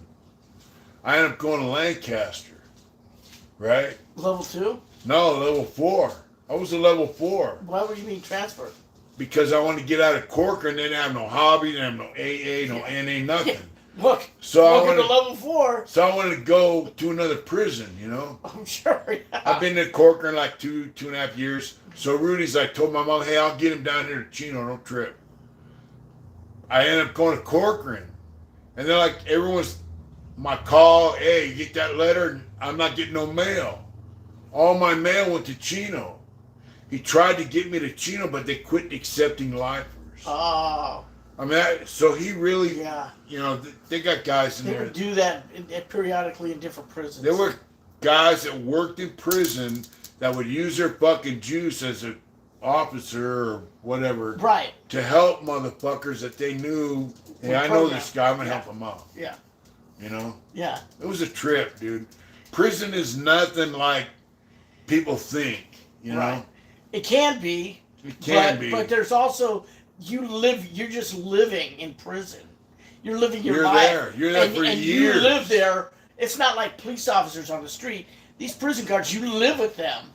I mean, they do their 8-hour shift with you. So it's like this. Like, I knew him when he was the CEO, right? 1980, 81, right? I see him again, like I went to Donham in 93. Then and I was a lieutenant. Then he became a captain, whatever. He's like, yeah, I remember this motherfucker when he was a kid. He knew me when I was 18 years old. Right. So they have connections. All the guys they knew when they were 21. Right. They're working in Sacramento. They're working at this prison as a warden. Right. Right? They got connections. Right. I like you, Dave. I'm going to help you out. I'm going to send you over to this prison over here. Life's going to be And those good. are rare. Understand those are rare cops because to most cops, It doesn't happen anymore. well, we're scumbags. We're the scum of the It earth. doesn't happen anymore. Right. But I mean, they give You us know? rare cops, the rare ones that just, hey, treat you with courtesy. Respect. Respect. Just respect, dude. That's it. But the majority of them are anti-inmate. Well, now it's like, It's fuck been like you. that. You're a prisoner. Fuck you. Yeah. You're an inmate. Fuck you. You're how I make my money. Well, look. I told a cop one time, I says, listen, if you had a prize dog, right? Yeah. And he made you $100,000 a year in shows and stuff. Yeah. Would you beat that dog and feed him garbage and give him a crappy bed to sleep in? Yeah. Or would you feed him good and take care of him and still, I see. But then you would do that, you would treat a dog better than you would treat a human being. Yeah. And that's the truth of the matter. What's up, Joey? Yeah, They would treat a dog. They treat dogs better than they treat guys in prison. Right. And guys like Rudy Power, They're gone. I like that one cop. They don't exist anymore. Listen. I was trying to get good guy chronos from cops, right? Yeah.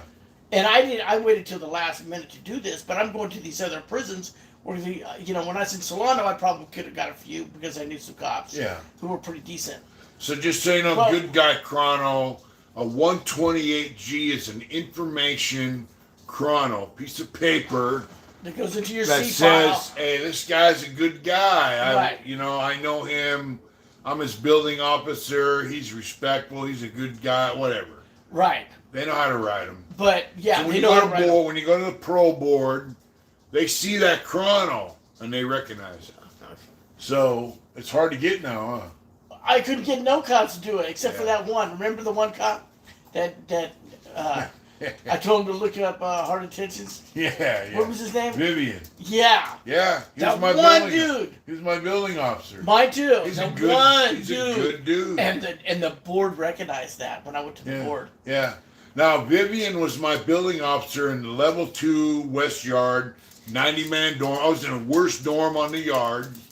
I could never get to a good guy dorm. I hated that. Right? place. I was always in the asshole dorm. Right. But this guy, so there's 90 guys, right? There's 45 beds, 2 mans, and he would leave the building at night. He worked third watch, right? And he would walk out of the building from the office to the front door. He would be walking. He would go, I know there's 3 cell phones in this building. I know where they are as he's walking.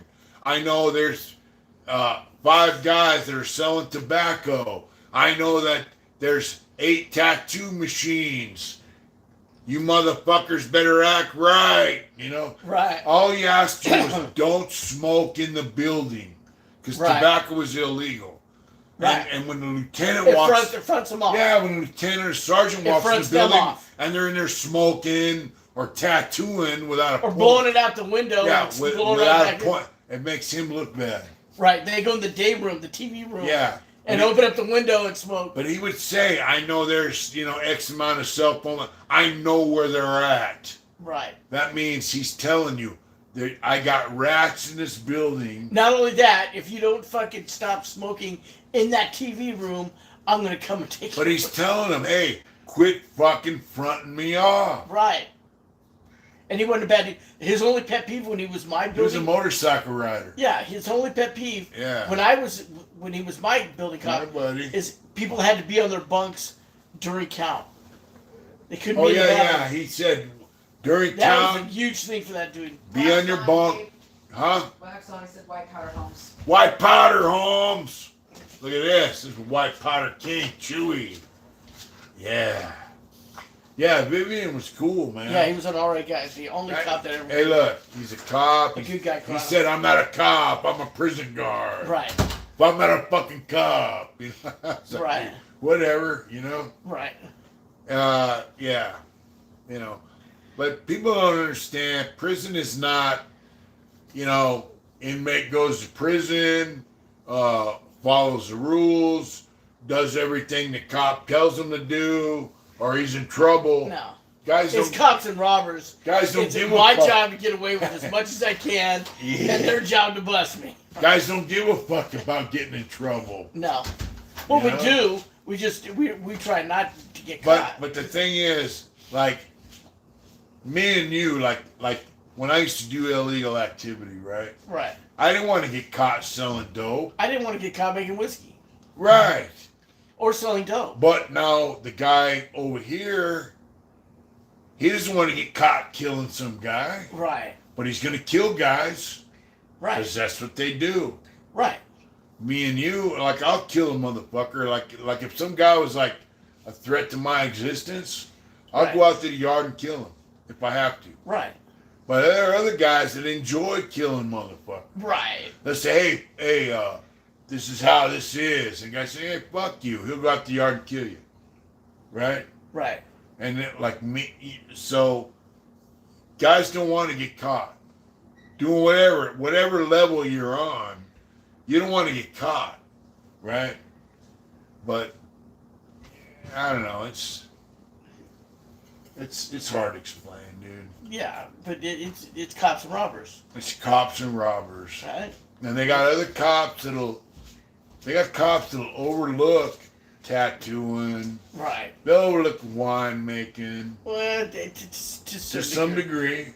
Unless they get fronted off. Unless you get fronted off. They'll even overlook their cell phone. Well, if somebody who's not a regular building cop, right? Yeah.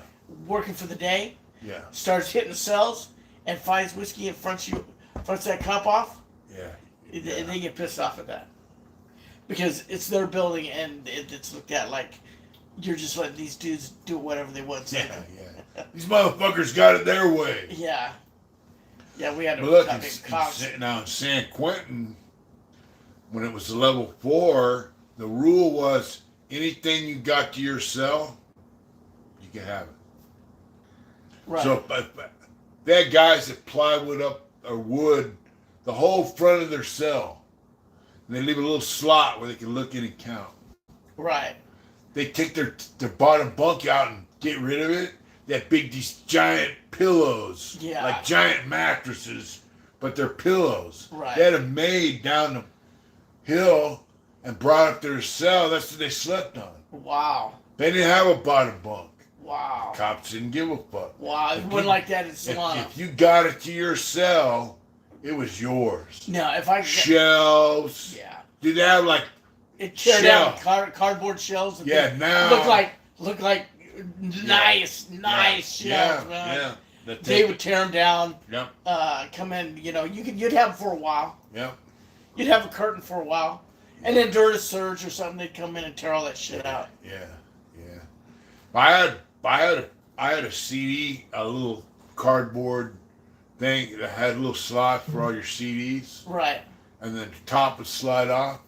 I could put like 2 or 3 cans of Bugler in there. Yeah. The top would slide Oh off. man, I've seen some And stuff. it was glued to the wall. Yeah, I've seen some fancy shit. These people next to me,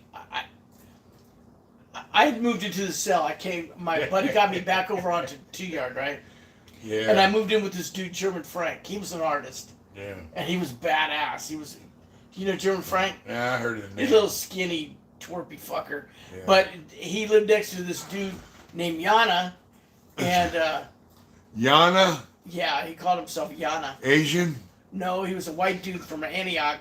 But he had lived in San Diego. And he had tried to kill some dentist. Because his wife had a dentist friend who was his competition. So Yana tried to take him out. Really? All military style. Wow. But anyway, they had cut through the concrete. Yeah. And In the cell or what? in the cell. And they were digging a hole. Yeah. Right? And where, Solano? In Solano. Wow. And they had a plywood top over it, right? That looked like Frank had painted it to look like concrete. And Yeah. Yana was going through that card catalog we're talking about, and this cop named Cox says, "What are you doing?" Yeah. And he goes, "I'm just taking out the names of people who ain't here no more." He goes, "No, you're not supposed The to be looking at that." 103B cards? Yeah. Yeah. He goes, "You're not supposed to be looking at those." And then the cop comes running out of the office saying, "Hey, it's my fault. I was having him do it." And Cox goes, "No." He gets on the phone, calls the captain, right? Yeah. And Yana was cool with the cops. He was their clerk back in the hole. And they let him steal shit and all kinds of shit, man. Yana, was he an Indian? He claimed Indian. Yeah, I know him. You know him? Yeah. Is he Quentin? His last name is Self. Yes, Yeah, Ron I Self. know Ron Self. I know him. Yeah. Yeah. Well, anyway, Yeah, I know Ron. he ended up getting gaffled up, taken to the hole, and they shipped him. To Vacaville. No, they shipped him to Susanville. All right. And from there, He's a Marine. he claimed to be a Marine. He's a Marine. Well, I know a cop who said he Ah. claimed he was in Black Hawk Down and all. Yeah. Look, he goes to Washington, D.C. and speaks for military guys. He's out now? He's out. He's a Marine. He was in Black Hawk Down. He was in Panama Invasion. Well, he was All also had a hole in his floor trying to escape. But he went up Fucking there. Yana. He got in trouble up there in Susanville. Yeah. And then told on everything. Did he? Yeah. Oh, wow. Hey, So, Dave, Yeah.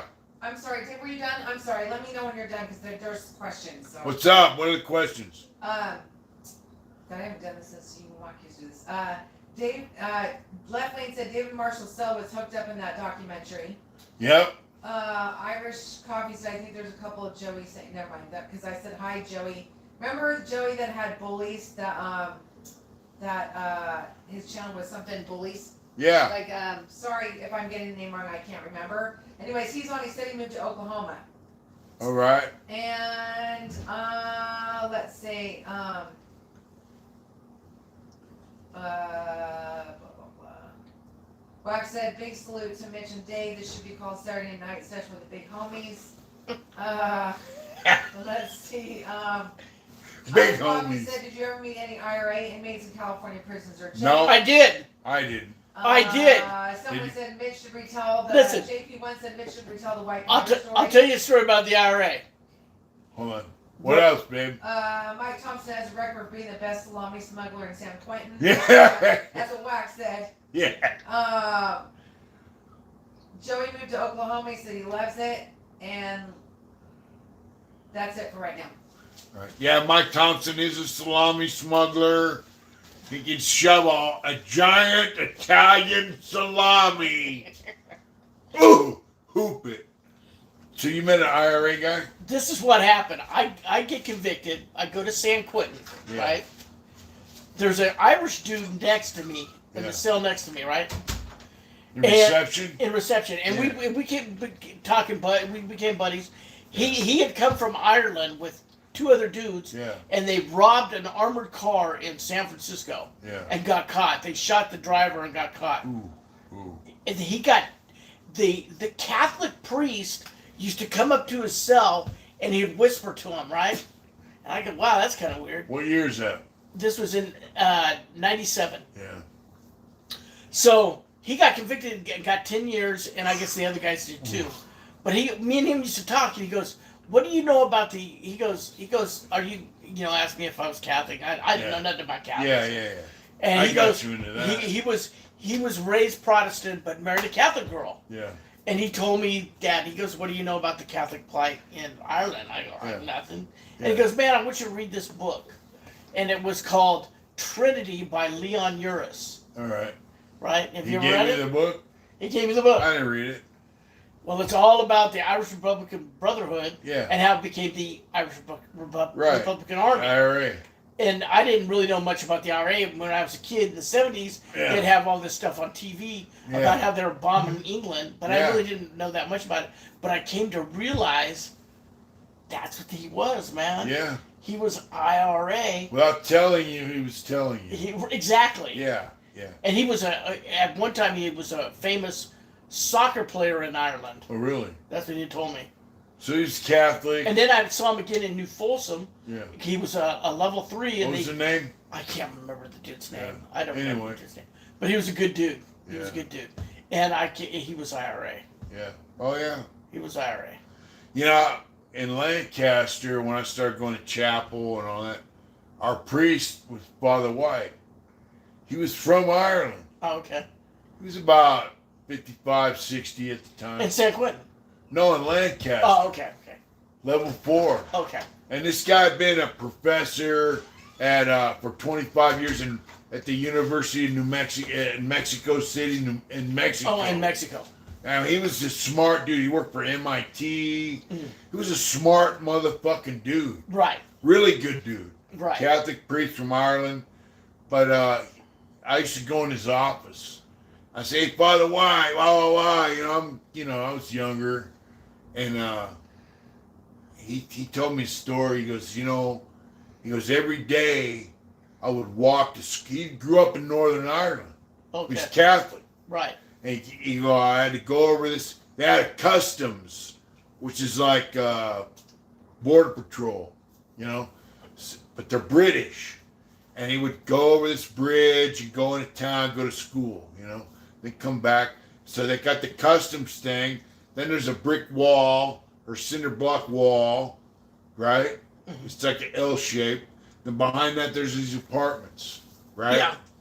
And this is a Catholic priest, chaplain, a prison, level 4, telling me the story, right? Right. And he goes, and then one day he went down there to go to school, go over the bridge, and go. The customs building was gone. He's like, yeah, but you can see this dude. He's Irish. He's Catholic. Right. These dudes are Protestant, British, and it ain't a Protestant Catholic thing. It's a British Ireland thing. Right. That ain't. Don't get that fucked up. Right. It's British occupation of Northern Ireland. Right. So he goes, yeah, the whole customs building is pretty big, was gone. He goes, they blew it up. And he goes, not one window and those apartments on the other side of the wall Was it effective? was even had a crack in it. But his eyes were all shiny. Yeah, you know. Yeah. So that Catholic priest was our chaplain. He started the honor yard in level 4. He goes, "We need an honors yard man.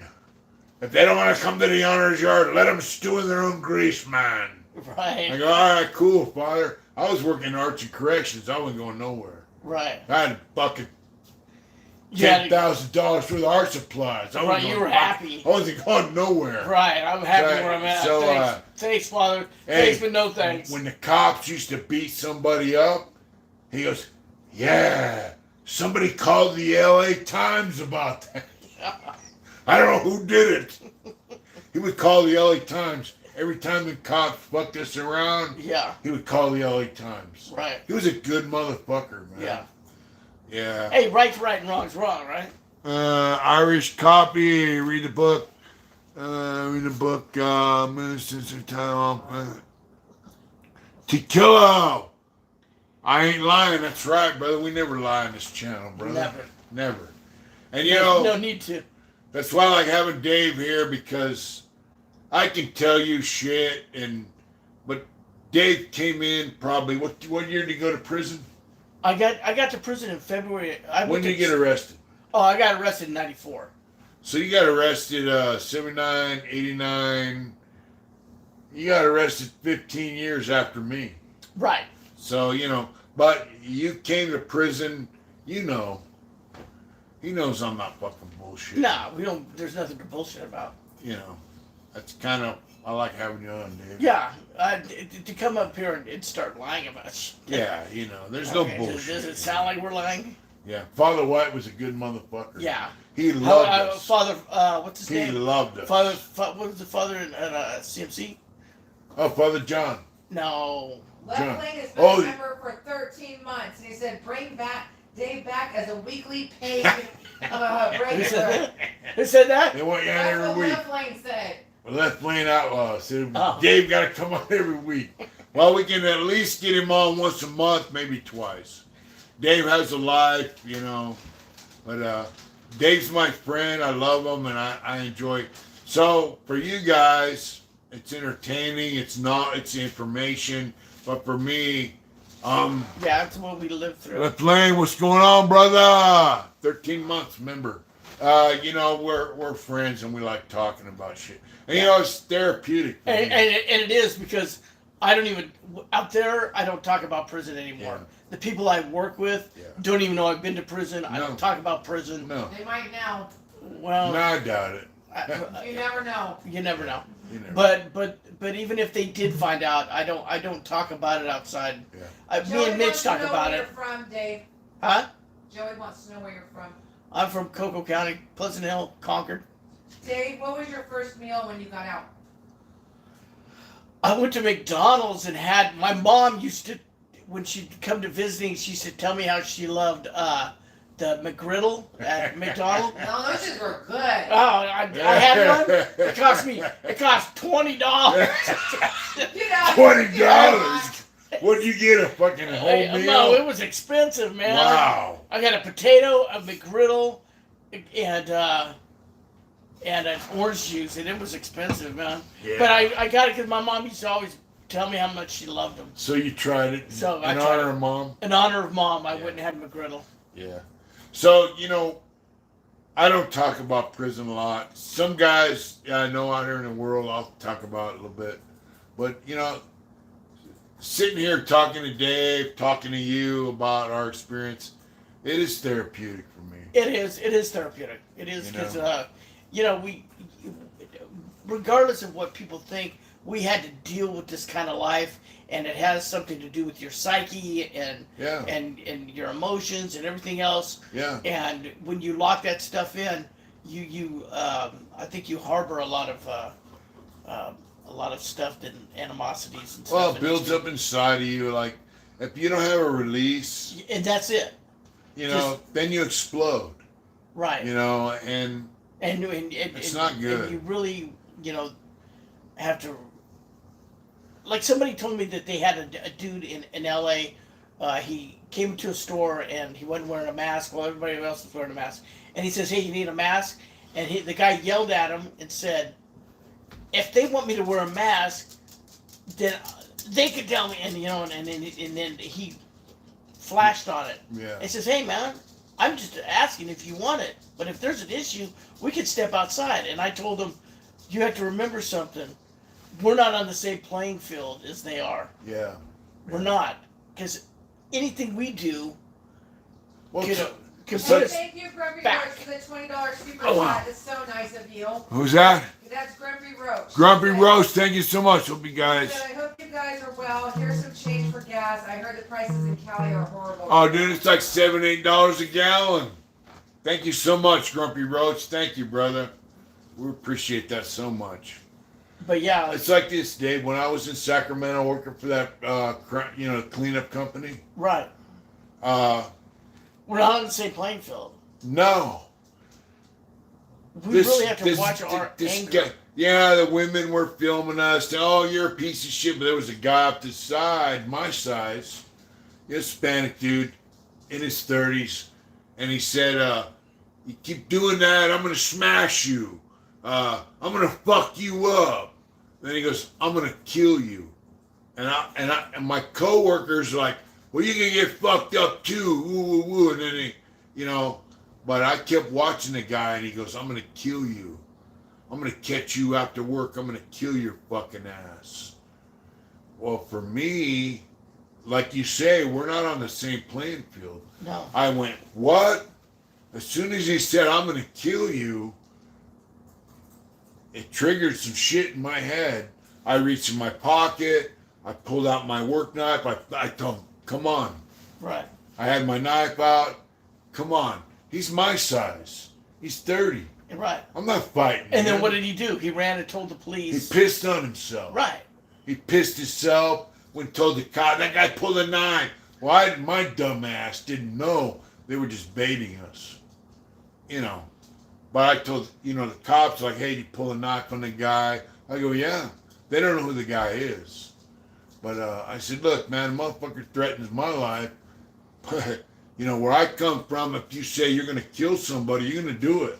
Right. Or you're going to try, Right. And that's the thing, is like we're out here now, and it isn't the same rules as we have in there. Yeah. And then, like I say, we're not on the same playing field. Well, A if lot of that people- same situation happened today, I go, "Hey, get to killing, dummy." Right. Because I know Right. now they're not going to kill nothing.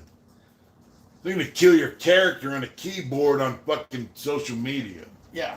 But where we come from, some guy goes, "I'm killing you." They're going to kill you. They're going to try. Right. Exactly. But, I fucked up. But, whatever, Whatever. We live and learn. Yeah, but, But one of the reasons I think that lady let you go is because of your history. yeah, She was,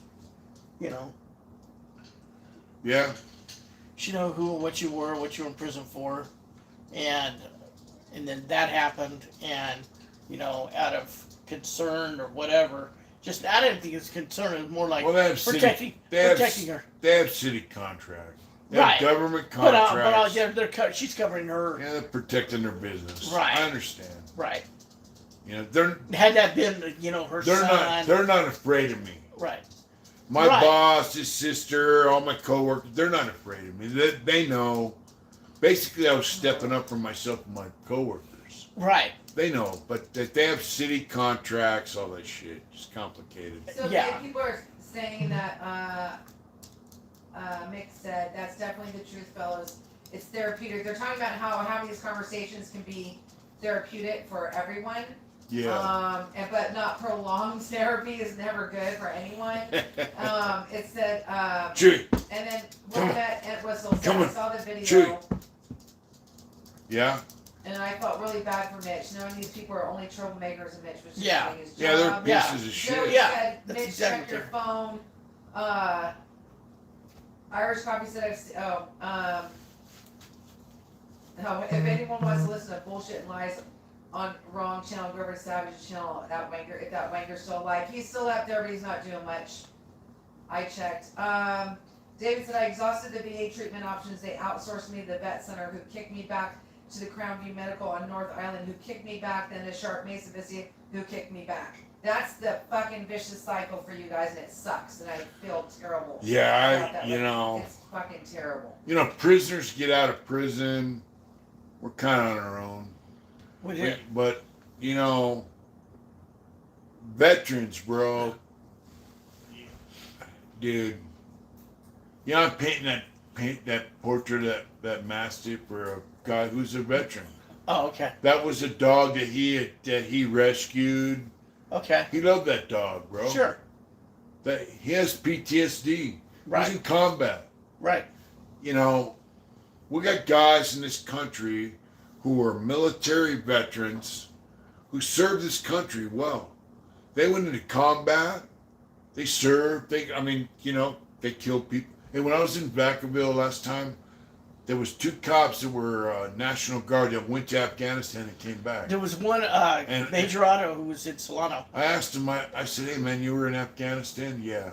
Yeah. I said, so, I talked to him, I said, so you kill people? He goes, yeah, I kill people. I said, did you kill any women or kids? I said, because I've seen where, they send women and children after, just like in Vietnam, with bombs strapped to them. Right. He goes, one of them told me, yeah, both of them actually. See, I killed some women, I killed some kids. I said, man, you got to do what you got to do to live, to survive. He goes, yeah. And they told me, these guys, they had bombs strapped to them and shit. So once again, these guys are prison guards, but they're veterans. Right. And they had a ton of respect for us, and especially for me on a personal level. So, guys that are veterans, man, I'm no fucking counselor, but you got my hookup, Mitch at heartintentions.com, Mitch Smiley 790. I love our fucking veterans, bro. Yeah. I love David Cruz said, I use my old lady as my caregiver to speak through her. That's right. Same here. We had this cop who he was a gunner on the yard. Yeah. And he would want to write us up for making weights in the yard, because it's illegal to have weights. Yeah. He was a real jerk, man. Yeah. And then he was a National Guardsman, and he went off to Afghanistan. Yeah. And he was gone a year. Yeah. And then came back. Yeah. And he goes, hey, man, come over here. And he apologized to us. What prison was that? In Solano. Yeah. For treating us the way he had treated us. Yeah. And he goes, I just want to say I'm sorry for treating you guys like that, man. Yeah. I was wrong, and I hope you accept my apology. Yeah. And he was on his way back. He was just back for a short period of time. Right. And he was going back. He got redeployed. Yeah. Yeah. So, I mean, that was it. Him going over there and having to deal with a real life situation where his life was in danger. War. He got a better understanding of how we lived. Well, I think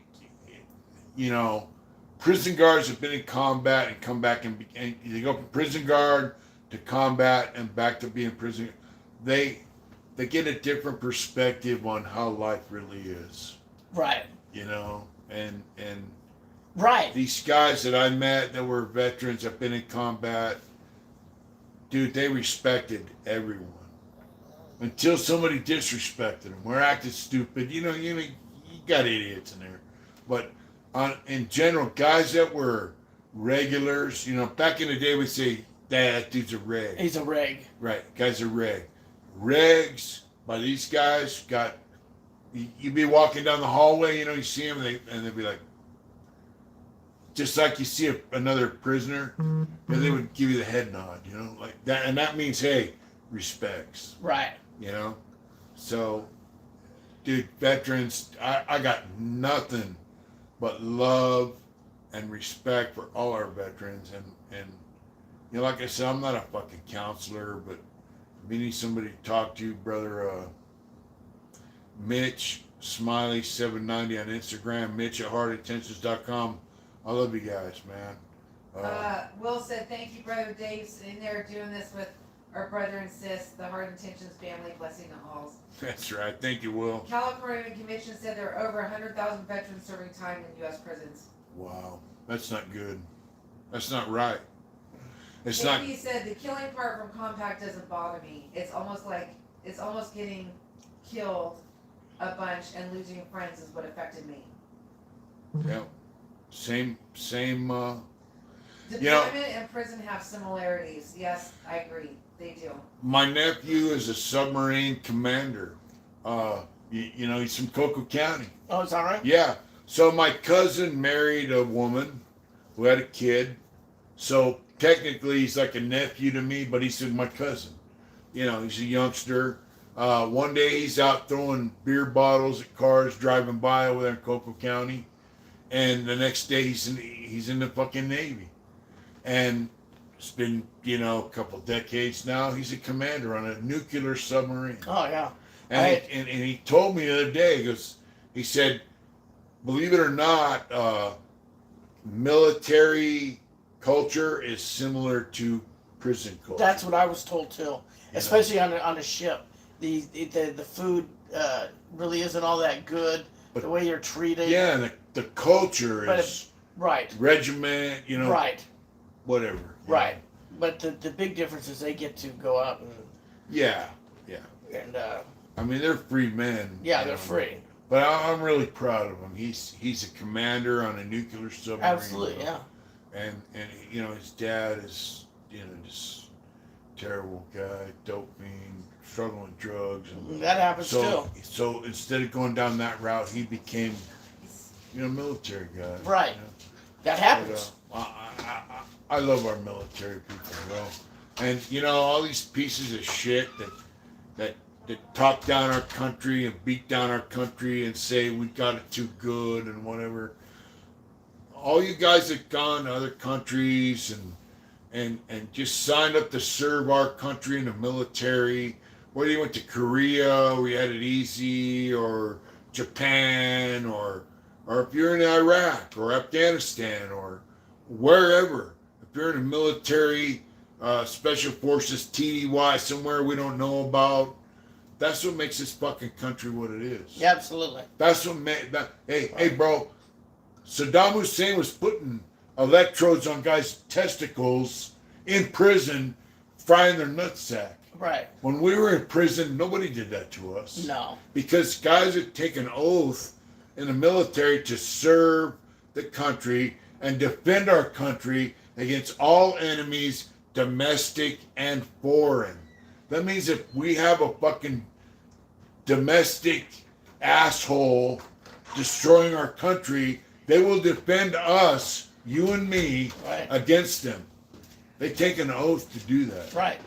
So, my heart goes out to you guys, man. I got nothing but love for you.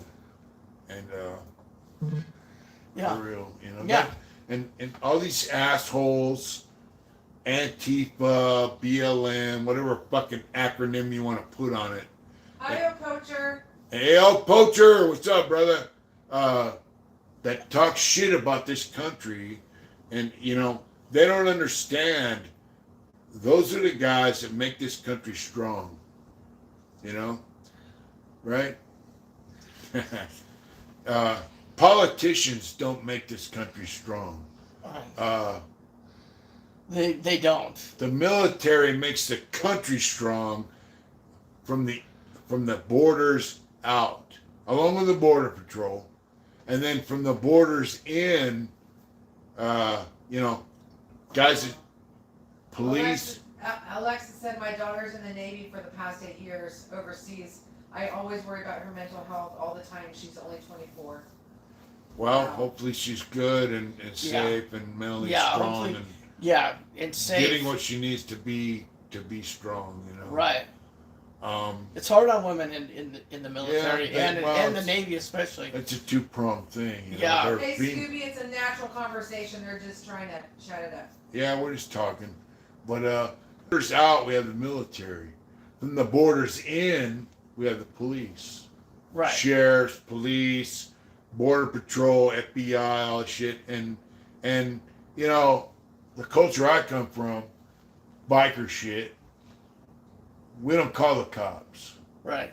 But we say the cops are for women, children, and old people. Or, just people who live a law-abiding life. Citizens. For like my Citizens. parents, Yeah, who were yeah. taxpayers. I didn't choose that route. I mean, No. I wasn't a biker, but I Yeah. ran in certain circles. Yeah. I ran around in the dope world. We don't believe in calling the cops. That's But- just one thing that I hated. There's some really fucked up cops.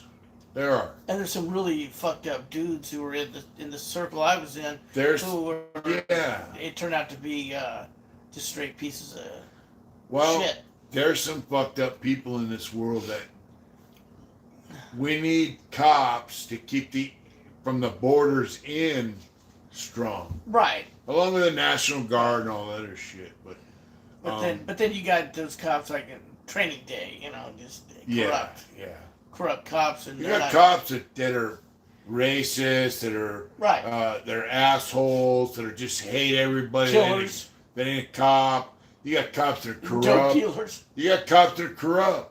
They'll Right. kill you. Right. They'll take your drugs to somebody else. And I've seen that happen.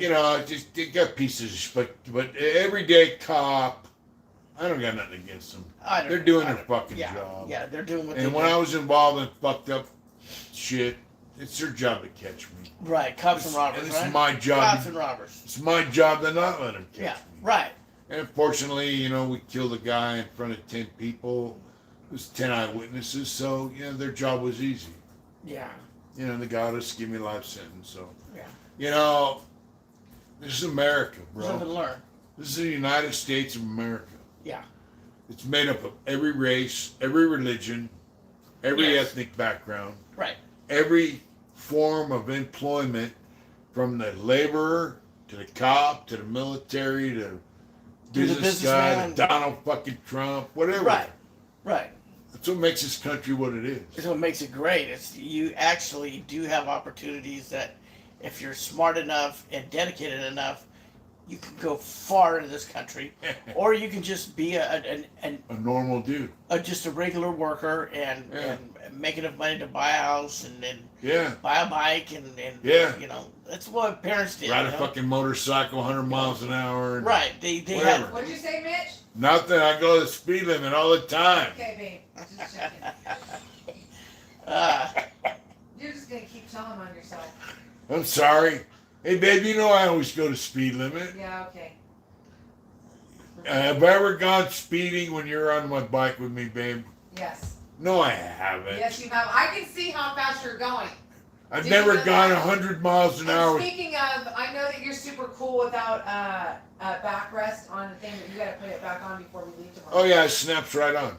Okay. Yeah, I never go past the speed limit. Okay, stop. Now you're lying.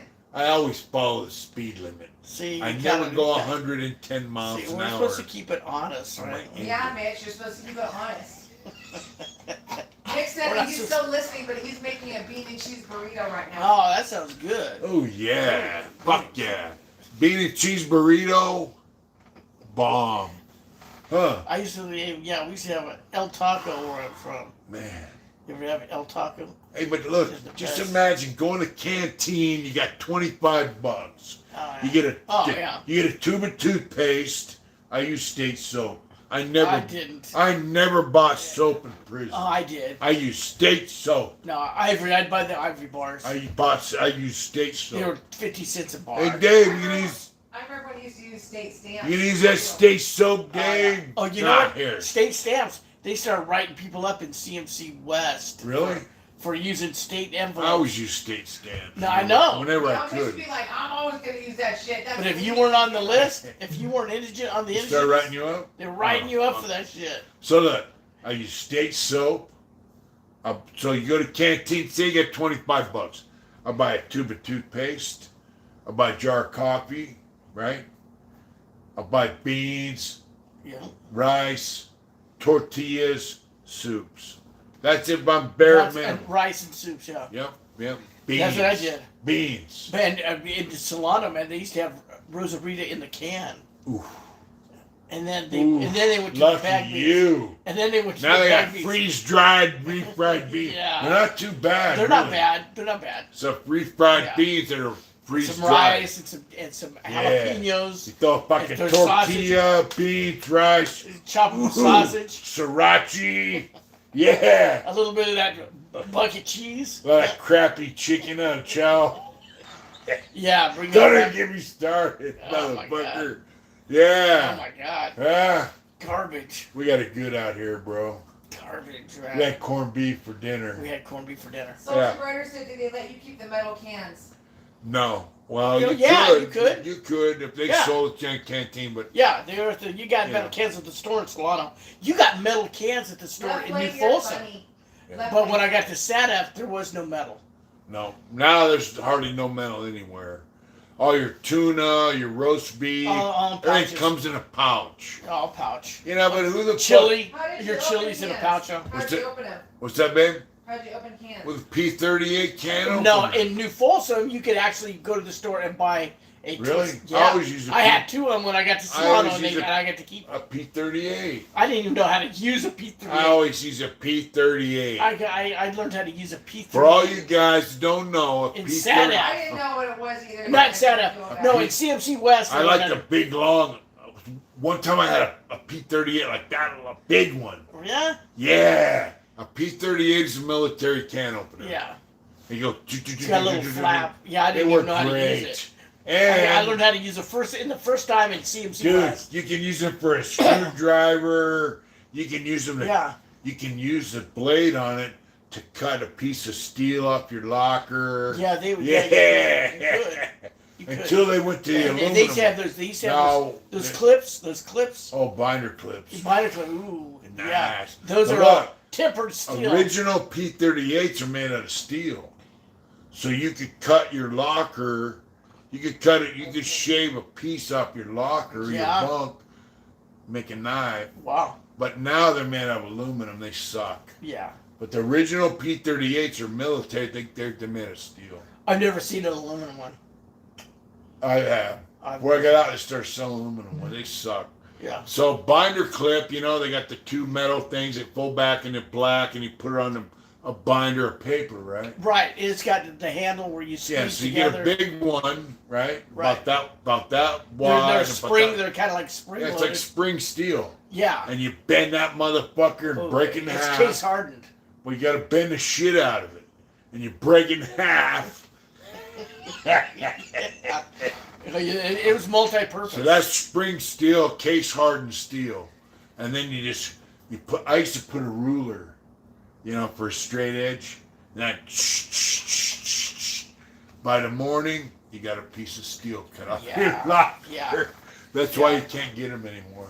Yeah. Well, I wasn't supposed to have them. I got pissed with off my when they legal took work. 'em. With my legal Yeah, work. yeah. I But I got had mad 'em. when they took them. But when I get to SADF, they took all of them. Yeah, they They took took 'em. shit from me going there, and they took shit from me going But I away. got from mad when they took them because I used to use them for my shit, you know. Yeah. All my legal work was bound up with that. But you know, hey, look, guys are making knives out of everything. You know, shampoo bottle. I don't give a fuck. Yeah, it's like that dude Yeah. said. Yeah, it was a certain shampoo. What was it? L'Oreal. A Yeah. L'Oreal bottle. VO5. Oh, is that what it was? You could use a VO5 bottle. Oh, could you? Had to be clear. If it was opaque and had shit in it, it wouldn't harden up. Right. Right. But you know, guys make knives out of everything. You know, Yeah. got to stick it in the neck. Yeah.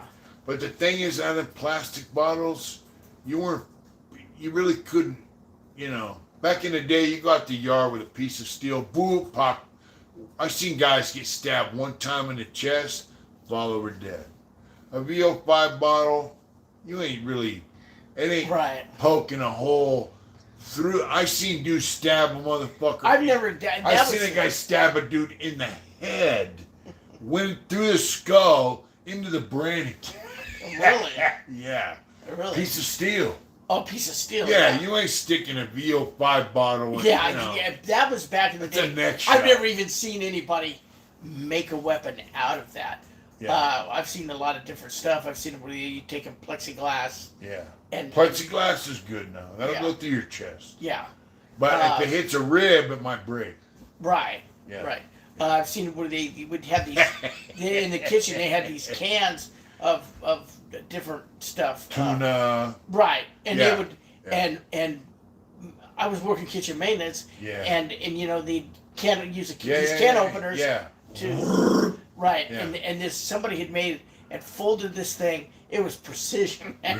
It was badass because we were working on the juice machine. Yeah. And me and my free staff boss. Yeah. And he's got his hand underneath there, and this thing falls out, and he saw this Made out of a lid or made out of a can? lid, Yeah, and it had a point on it that was It's a number sharp. 10 can.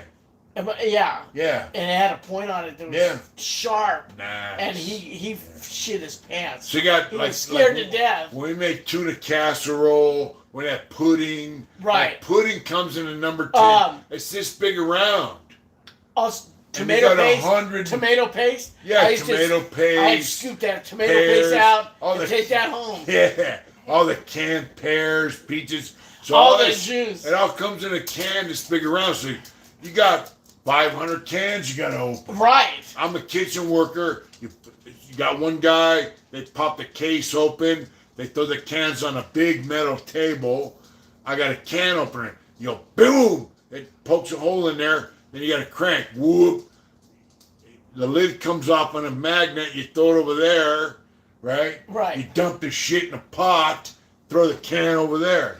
Right. It's Joey's on the side. Hey, I'm Joey. Hey, Joey! Joey, I'd scoop nobody's that watching. tomato paste out. You got to get that shit done like now. We want that Right. shit cooked now. Right. Or That jelly. guy- Another thing, we used to Yeah, get cans of jelly. jelly, and I'd scoop them edges out. Yeah. I'd have a bag of jelly, man. That was But you one got of my guys lines. coming to chow in an hour and a half. Right. So you got to get all that shit in a pot and cook it within an hour and a half because chow's coming. 5,000 guys are coming to chow. Right. They don't give a fuck about them cans.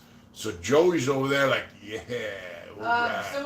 Joey wants me to ask you. Oh God, Joey, I don't even want to ask them this question. What? Because I'm gonna have to. I have to listen to it all the time, so I'm gonna have to listen to it more. Joey wants to know if you remember the Super 2 radios. Of course. Fuck yeah, they sucked. Super 2 suck. JP once said, "Hey, Adrian, maybe Hard Intention can do a Soldier's Cross shirt." Soldier's Cross. Yeah, maybe. That's an idea. So, yeah. David said, "What's the weirdest weapon you've ever seen?" So, that actually is a That weird, was one of the weirdest weapons That's I a ever weird seen. weapon. I mean, it had a handle that was wrapped around it out of cloth, and I mean, bed sheet. and it was so wide, but it was so sharp that, oh man, it was So it was a bone crusher. you're taking a lid this big around, Yeah, this big around, Yeah, and that big folding around. it, fold it, and sharpen it, towards pound it. oh my god, Yeah. that thing was precision. My boss, shit, oh my god, look at this. Oh, wow. Yeah, it ain't a bone. Okay.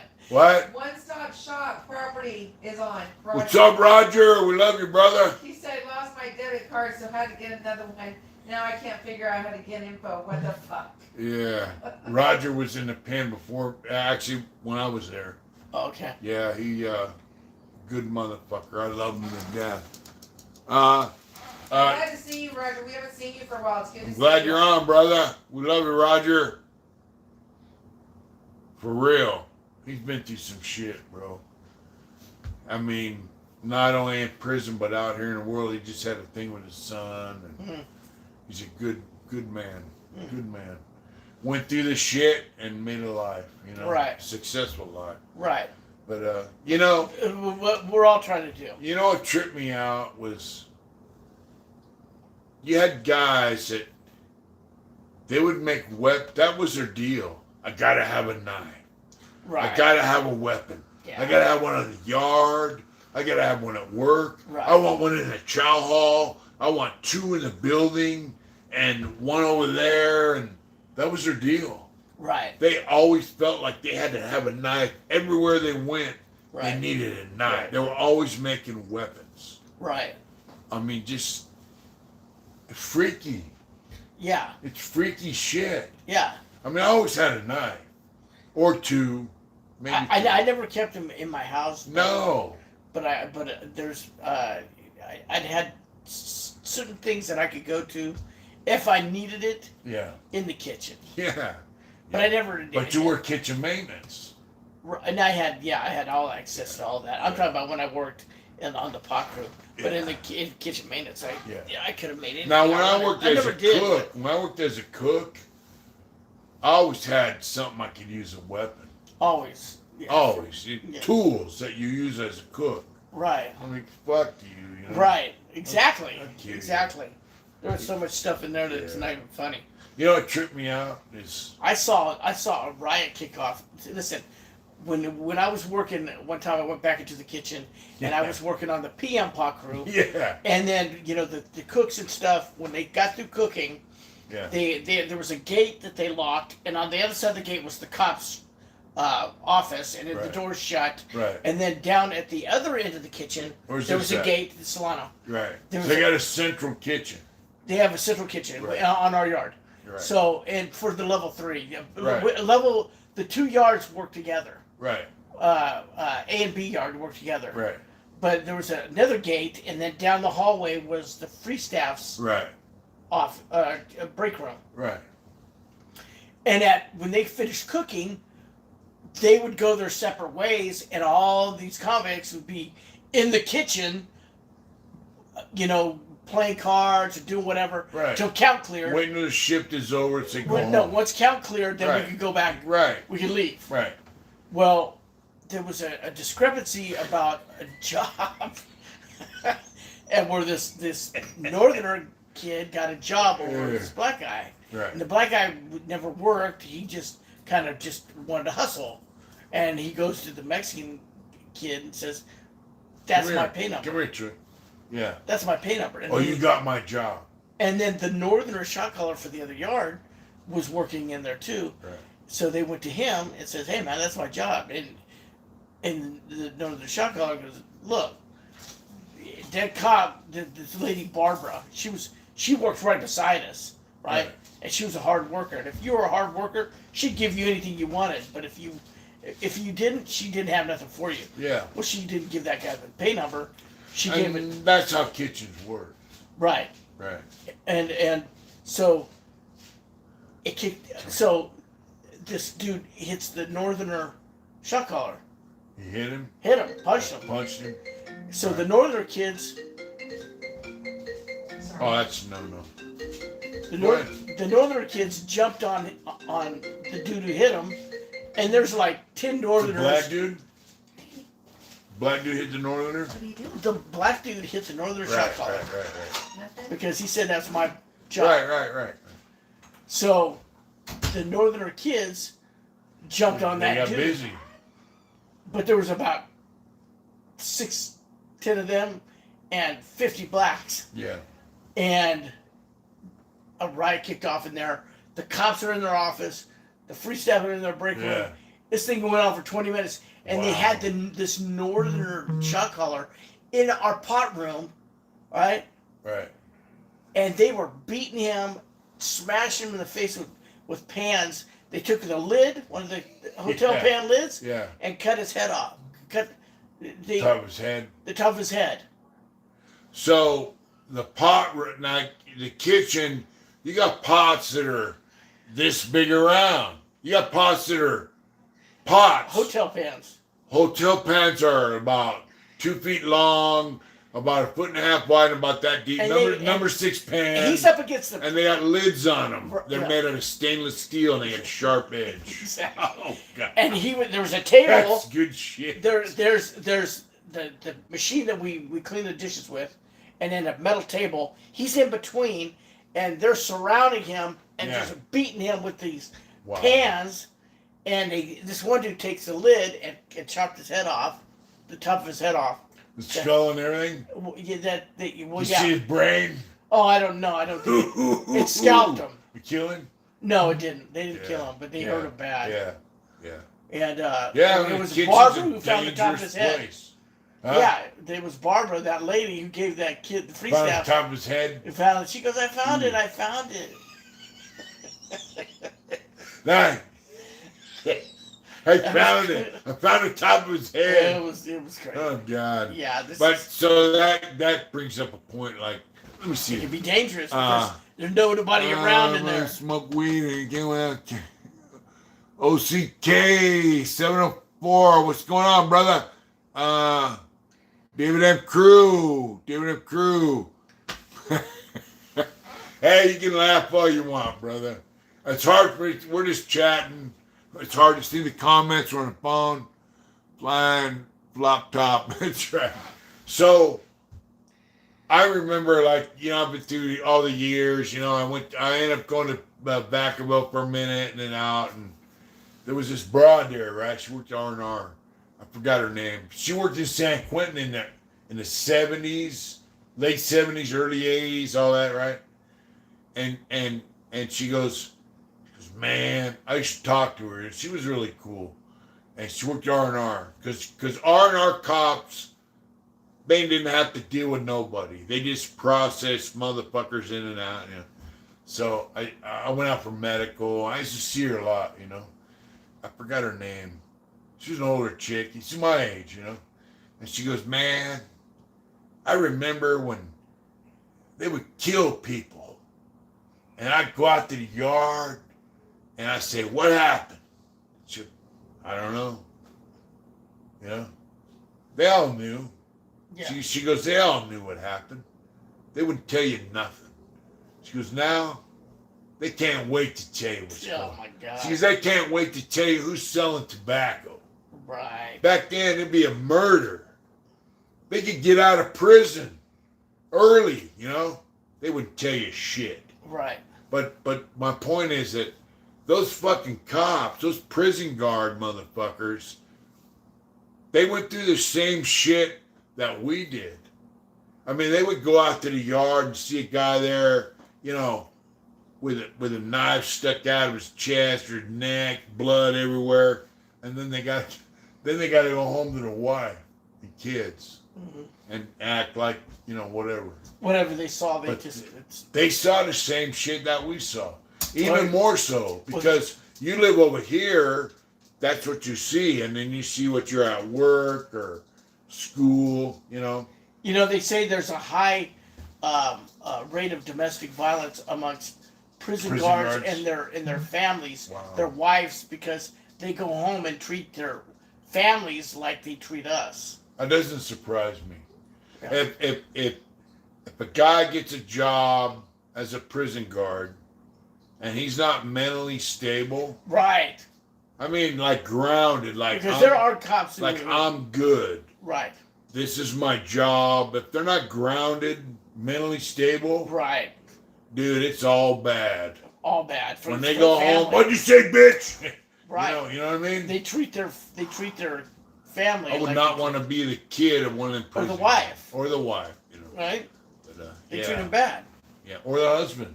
The husband. You know. Well, generally, I mean, probably so. I remember I was in a hole back in 1980, and there was this chick. She ended up fucking around with inmates and whatever. Yeah. And she used to go out of the hole. I was in the hole. I was in a shoe.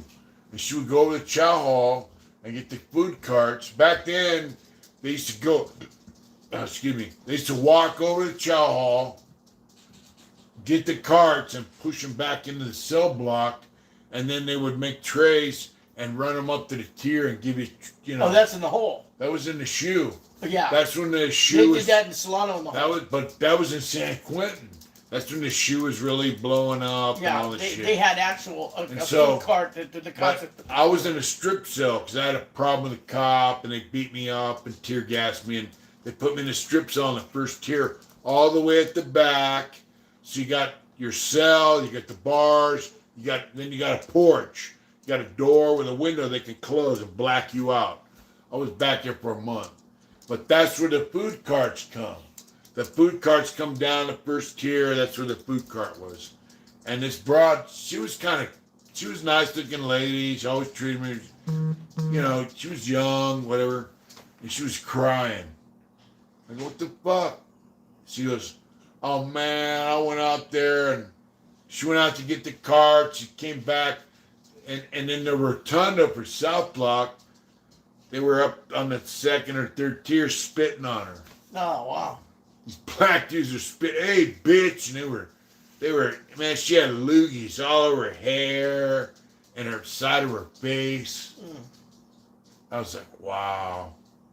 And she always treated me good, you know what I mean? Right. Like I said, later on, she went to Solano, some guy was fucking her or whatever. Oh. But the block workers came. What was her name? Neff. N-E-F-F. So the block workers came, the guys that do the carts and shit, they had wet towels and they cleaned her up. And, Yeah. And she was crying, dude. It was a cop. Right. Nobody could see. No other staff could see. Just her with the block workers, and she was in front of my cell. She was actually in my porch telling me, oh man, these guys, you know, but these prisoners were cleaning her up, wiping all the spit off of her, telling, hey, it's cool, don't trip, you know, we like, you know, they were telling, hey, we love you. She's nice. Like, hey, we She love treats you, us man, you're cool. You know, nice lady. She treats us Yeah, she was crying, dude. I bet. Don't She was tears. She's a lady, so. And she goes, you guys treat me better than any of these staff around here. She goes, I told the staff what happened when I came in, because each unit is locked up. So she got the card, she had to get a key to get in the building, into the unit, you know.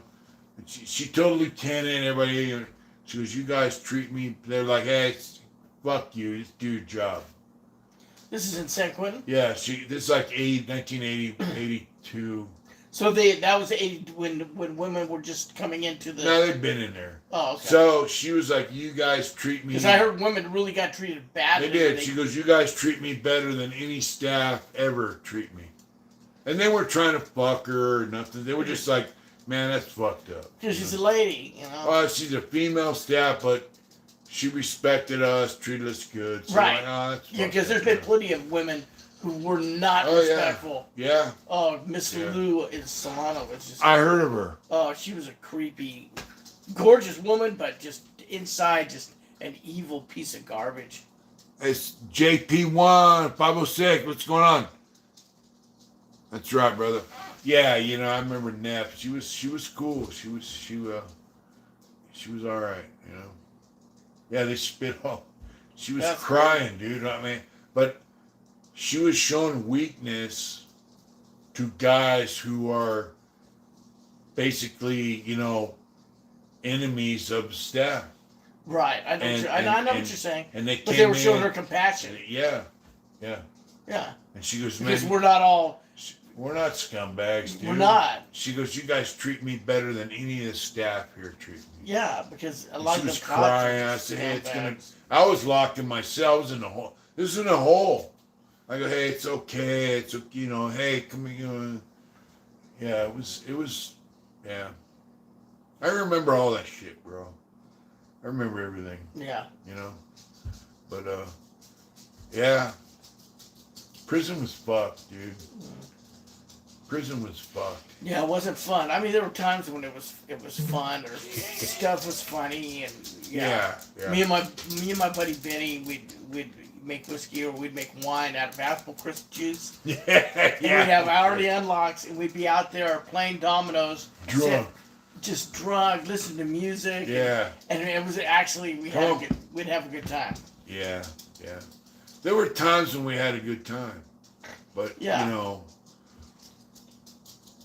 79 to 2017, that time span, about halfway through, the good times got less and less and less. Yeah, because they took more and more and more from us. They just took so much from us. Yeah, and then there was more and more inmates wanting to get favors from cops and throwing other...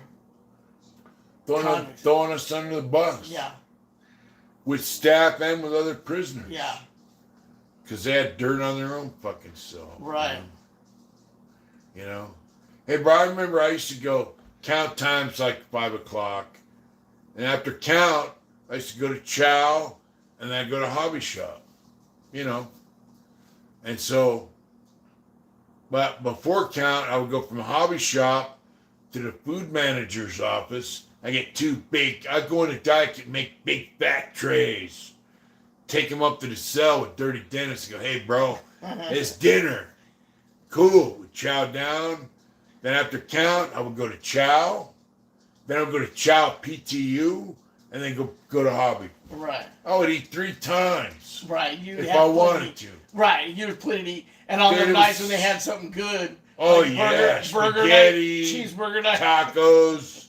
Yeah. Fuck yeah. Enchilada night. Yeah, dude. That was good. Now, them Mexican food, Italian food, burgers. Oh, yeah. Roast beef. We had roast beef. We had roast beef twice a month. Right. We had you get it once a quarter. Yeah, or chicken on the bone. Now it's like, In Solano, man, they had chicken breast with a wing on the bone. Yeah, but back then when I came, you get a quarter. They gave you a half a chicken. Yeah, that was, yeah. They cut the chicken right down the middle. Yeah, they didn't do that when I was there. You could go to... I worked in the kitchen, so I'd get...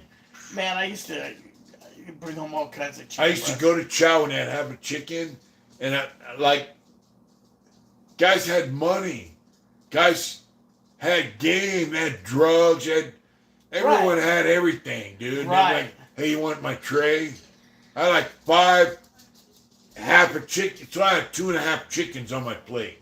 Right. Yeah, give it. I would sit there in the chow hall, shred it out, all the chicken from 2.5 chickens. Right. 5 half chickens. I put it in a bag, whoop, take it up to the house, throw it in the hot pot, and hook it up. Right. You know, spices, Burritos, rice, tortillas. Yeah. Smoke weed. Right. Yeah, and eat, man. Right. So that's what made life in prison bearable. Right. Because we weren't thinking we're in prison. It was me and Dirty Dennis, and Dirty Dennis was from Oakland, not San Bernardino. Some guys sent me a thing. So he got busted in 1971. I got busted in 1979. So he was like my dad, bro. You know, I love him to death, like, bro. Bogus Red. Dennis Lima. I know Bogus Red. Yeah, Bogus Red got... So... He's a Vietnam vet. Came back and shot a Haywood patrolman. And then killed somebody in prison. And killed someone. That's what got him his life sentence. So I'd be in the cell with somebody. I knew this dude. You know, he's my friend. He's my brother. I know he loves the shit out of me.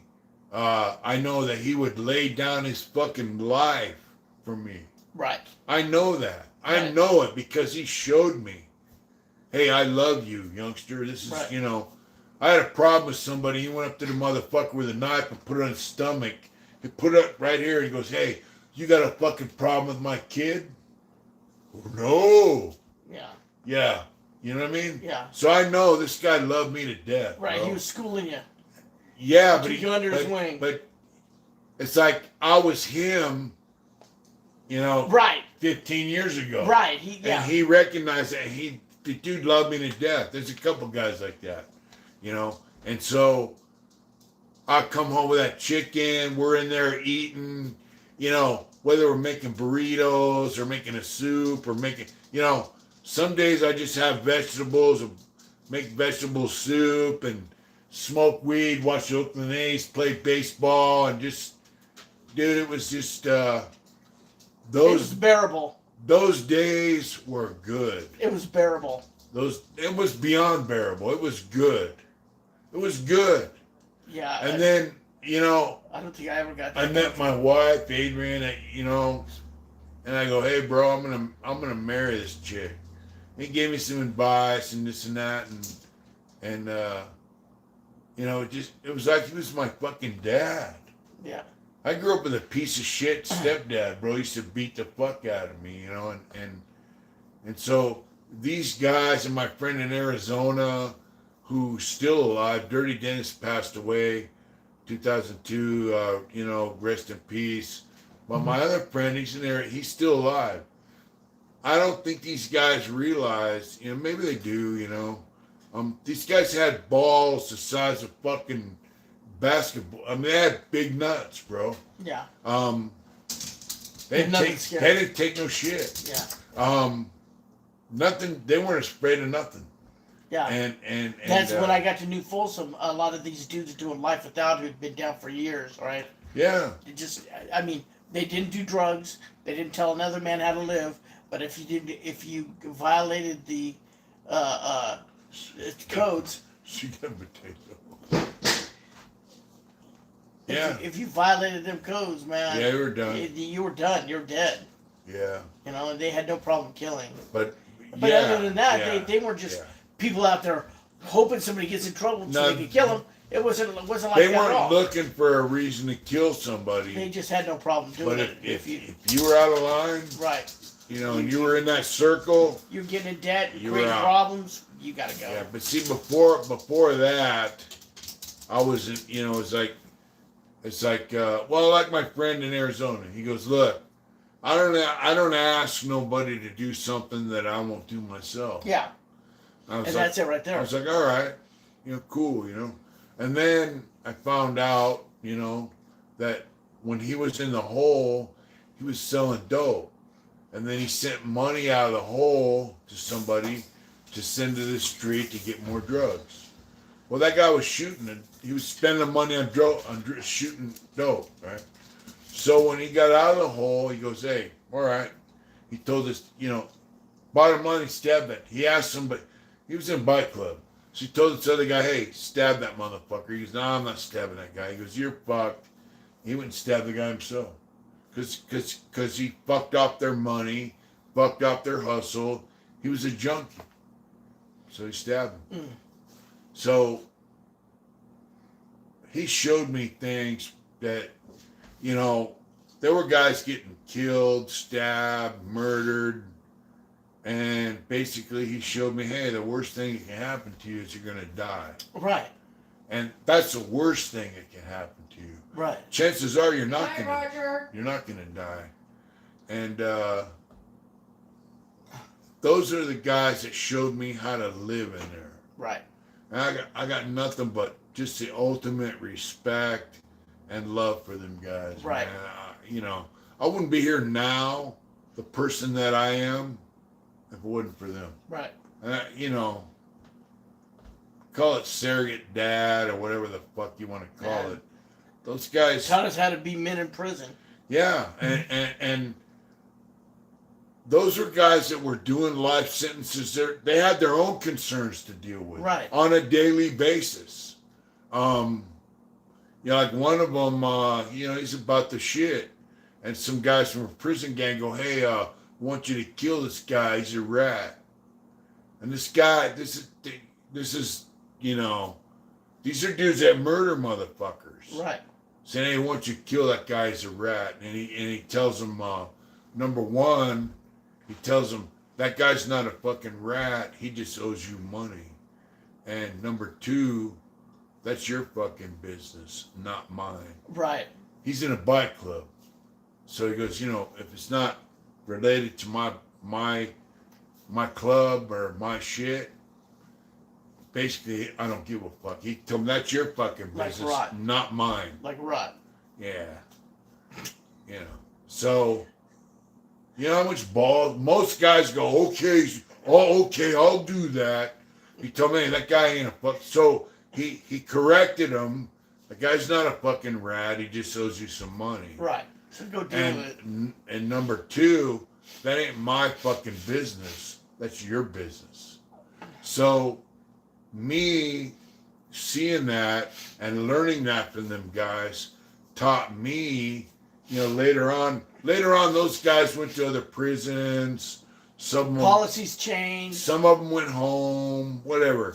They were out of my, I was still on level 4. Those guys are low level, paroled, whatever. Now I'm on my own. And I'm in fucked up places. I'm in Corcoran, Lancaster, whatever. All right. What those guys taught me was, hey, fuck you. So now I got youngsters around me. And like when I was in Corcoran, they go, hey, what do we do if Jack tells us, we got to put in some work? I said, you go tell Jack to show you how to do it. So, and they did. And all these guys are out now, but they had life sentences. And I said, if that dude that says he has the yard, they went and told him just what and I came up from work then one day and they go, man, I went down just like you said. I'm like, what do you mean? And they told me, this guy came and told them they had to put in some work, and they told him what I told them to say. You go do it and show us how to do it, and we'll do the next one. Right. That's what they told him. Oh man. They told the shot caller Right. this. I saw a situation. And it worked out just like I go. He ain't gonna bust a grave. Right. And they're like, man, So what those guys taught me, I taught other guys. Right. That. When I was in Solano, there was a time when this one kid was told by the shot caller to go stab this guy. Yeah. So he did it. Really? He did it and then got busted. Oh, he got busted. And he got a life sentence for premeditated attempted murder. And the guy who called the shot wasn't doing life, and he went home. Wow. Isn't that suck? Yeah, and he probably didn't, poked a hole in the motherfucker, and probably didn't even really hardly phase him. He didn't kill him. That makes me so fucking mad. Yeah. So the kid, he just wanted to do what he thinks is right. Well, young guys like me, they're impressionable. They're very impressionable. Yeah. And so you meet some guy. Fortunately, I wasn't a dope fiend. I wasn't into the whatever. I was a biker. Right. I met guys in prison who were in bike clubs, similar to the people that I grew up around my neighborhood and shit. And they're like, all right, here's a youngster who's a biker, which is kind of rare in prison. Real bikers are rare in prison. So like, all right, cool. They checked me out, but they schooled me. Right. They schooled me right. And because of my background, I listened to them. And I'm sitting here right now talking to you, sitting on this fucking couch. Right. Right. Because me too. because of them. Not Right. because of my own fucking understanding, because those guys taught me how to live. Right. And that's what happened to me in New Folsom. Donald, thank you for the $20 super chat. Oh wow, we got a super chat. Thank you so much. Donald Wallbaum, thank you so much for that super chat, brother. Thank you. That means a lot to us, really. Thank you. When I see these dudes getting in debt, right? Yeah. And getting whacked, I'm thinking, that's not going to happen to me. And I'm schooled like you were. Yeah. It's like dudes are telling me, hey, Dave, there's two things these cops can't take from you, and that's your word and your honor. Only you can give that up. Yeah. And, the choice is yours. My word's my word, dude. Yeah. And you see these idiots getting in debt and getting whacked over it. I mean, he stabbed me in my neck. Boy, some dudes would counter down, and other ones would be defiant and say, "Hey, you know what? You're paid." And, fuck you. And then next thing you know, they're dead. Right. Yeah. Yeah. So, yeah. There's a lot of dope in California prison system. Yeah. And some guys, especially when all the gang members, prison gang guys were doing indeterminate, they were on the main lines. So it was like a free-for-all. Lames would have ounces of dope. Yeah. And guys would just use them up and spit them out. Right. Like, ha, ha, ha, and be joking about, fuck that lame. And the guy that had the dope sack would get used up and end up piecing up. Yeah. And, it was a... There was this Crip by the name of, they called him Kool-Aid, right? He's a big fat guy. Yeah. And, I met him. Kool-Aid was a good dude. Yeah. He would buy all our whiskey, and he'd give us Yeah. 50 papers for tumblers of whiskey. Really? Yeah. Yeah. And he was always good about it. It was Yeah. always no hassles, no game plan. He's just a straight up dude. Yeah. They ended up killing him in Really? The Bloods killed him in a phone booth. This is wow. years ago. They still have phone booths On the street? on the street. Oh, yeah. shot him up We get around probably in L.A. Wow. 12:30 tomorrow. That's crazy. South Central. That's right, parole. I know. Parole South Central. You know, we survived some crazy shit, dude. We did. People got no idea. You know, And just learning how to maneuver through them waters, man. Just it's an Yeah. art. it's I've been on yards where guys that come and like especially when I was young, I fat mouthed some guy in a yard. I took an older guy with me. Hey, come here, check this out. I went and told this guy, hey, you're a fucking rat. Your mother's a fucking whore. She sucks blah blah blah dick, and your sister takes Negro fucking cock in the ass, and I just disrespected this guy because he disrespected some older guys that I know. They're in a motorcycle club. So I went out and disrespected him on the yard. I took some guy from Sacramento who's in a motorcycle. Hey, say, John, come in. And then I walked around the yard for months with this guy. And so... Who you disrespected? Yeah. I called him a rat, told him his mom sucked black cock, the whole works. I said, In front of everybody. in front of some serious guys.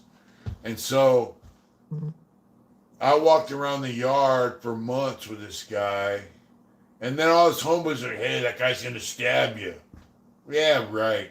I'd go to the chow hall, he'd be sitting at the table with somebody, like he'd be sitting at the table with my homeboys and somebody else, be three guys on the table, and I sit down. I remember one time, like, they had spaghetti, and my homeboy didn't eat his spaghetti. I go, hey, you gonna eat that? And this guy's sitting there, right? And I reach over and grab a whole handful of spaghetti, and, I'm leaning over, and as I pull it over to, and I just drip it all over this dude's shit. Oh, And I eat, I go, hey, how you doing? I would go to the yard like he had Friday, Saturday, Sunday off because we're PIA. I'd go to the yard on Friday because I didn't work. I had the tier 10. And he worked out on a certain bench when he had weights. And I would go to his bench and work out. And that was his bench. Everybody had their own weights. I had my own weights over there. I would go to his bench on that day, every Friday, and work out. I go, hey, how you doing? He'd be mad. He'd be working out somewhere. I go, how you doing? Hey, how you doing? Hey, but I would say his name. How you doing, buddy? Yeah. Yeah. And, you know what I mean? But you got to maneuver around. You learn how to maneuver around and how to read people. right. You know, I've met people out here with my wife, right? Adrian be like, I said, that guy's a piece of shit. I've met people out here that are like, one of her friends that have a boyfriend, and she like, I want you, let's go meet Susie or whatever, and her boyfriend. And I go, all right. And I'll be like, fuck that dude. He's a piece of shit. Right. And she'd be like, man, how can you say that guy's a piece of shit? You don't even know him. I go, he's a piece of shit. And then a few months would go by, the guy do some shit, and Adrian be like, how did you know that guy's a piece of shit? Well, because you learn how to live in prison around all this fucking shit. You learn how to read people like, bam. Right. You meet some guy, within 5 seconds, you know this guy's a fucking scumbag, right? Yeah. Right? This guy's a piece of shit. Right. This guy's a good motherfucker. This guy, he'll sell you out. You learn how to read guys. Right. Because your And life, you're always on the defensive whenever you meet anybody. well, your life because- depends on it. Yeah, well, yeah, because you don't know who he is until you do know who he is, right? Yeah. I mean, your life depends on it, bro. So, damn crazy ass weather. What's going on, dude, on the yard? OCK 704, what's going on, brother? Donald Walbar, did you ever meet Ronnie Yandel? Can you speak? I don't know. I've never met him. Who? Ronnie Yandel. Out here, OC. Joey, yeah, I love it too. Crazy weather out here in OC. Red Dye said, you're passing on the good knowledge. Yeah, you know. Well, babe, you met some of my friends that I've been in prison with that I used to hang out with some of their wives, if you remember that correctly. Yeah. Like some of my friends in prison, she would meet their wives and stuff. Well, and, one in particular was the greatest, but yeah, especially, my Sally's wife, Kathy, rest in peace. Yeah, it's a whole different ball game now. It is. Oh man, prison really is bad now. Ronnie Yandel's actually your homeboy, but I don't know him.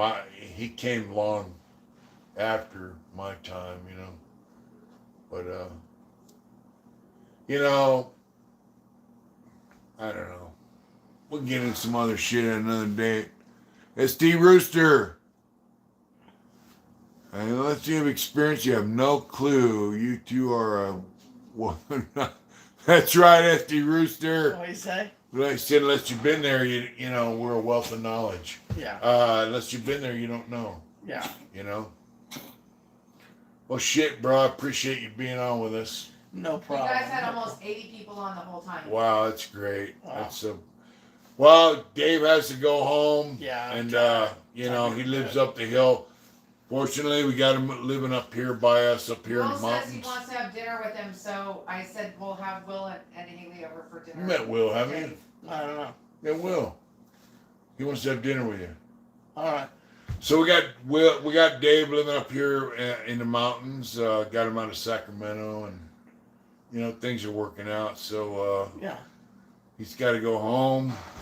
Yeah, I hope you guys liked it. All right, Joey. Liked hearing us Added. chat it up. Yeah. All right.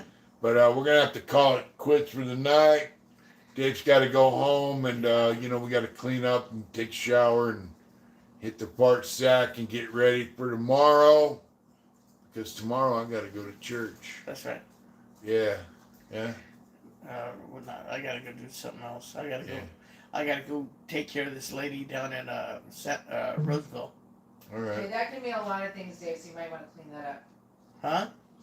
That can mean a lot of things, Dave.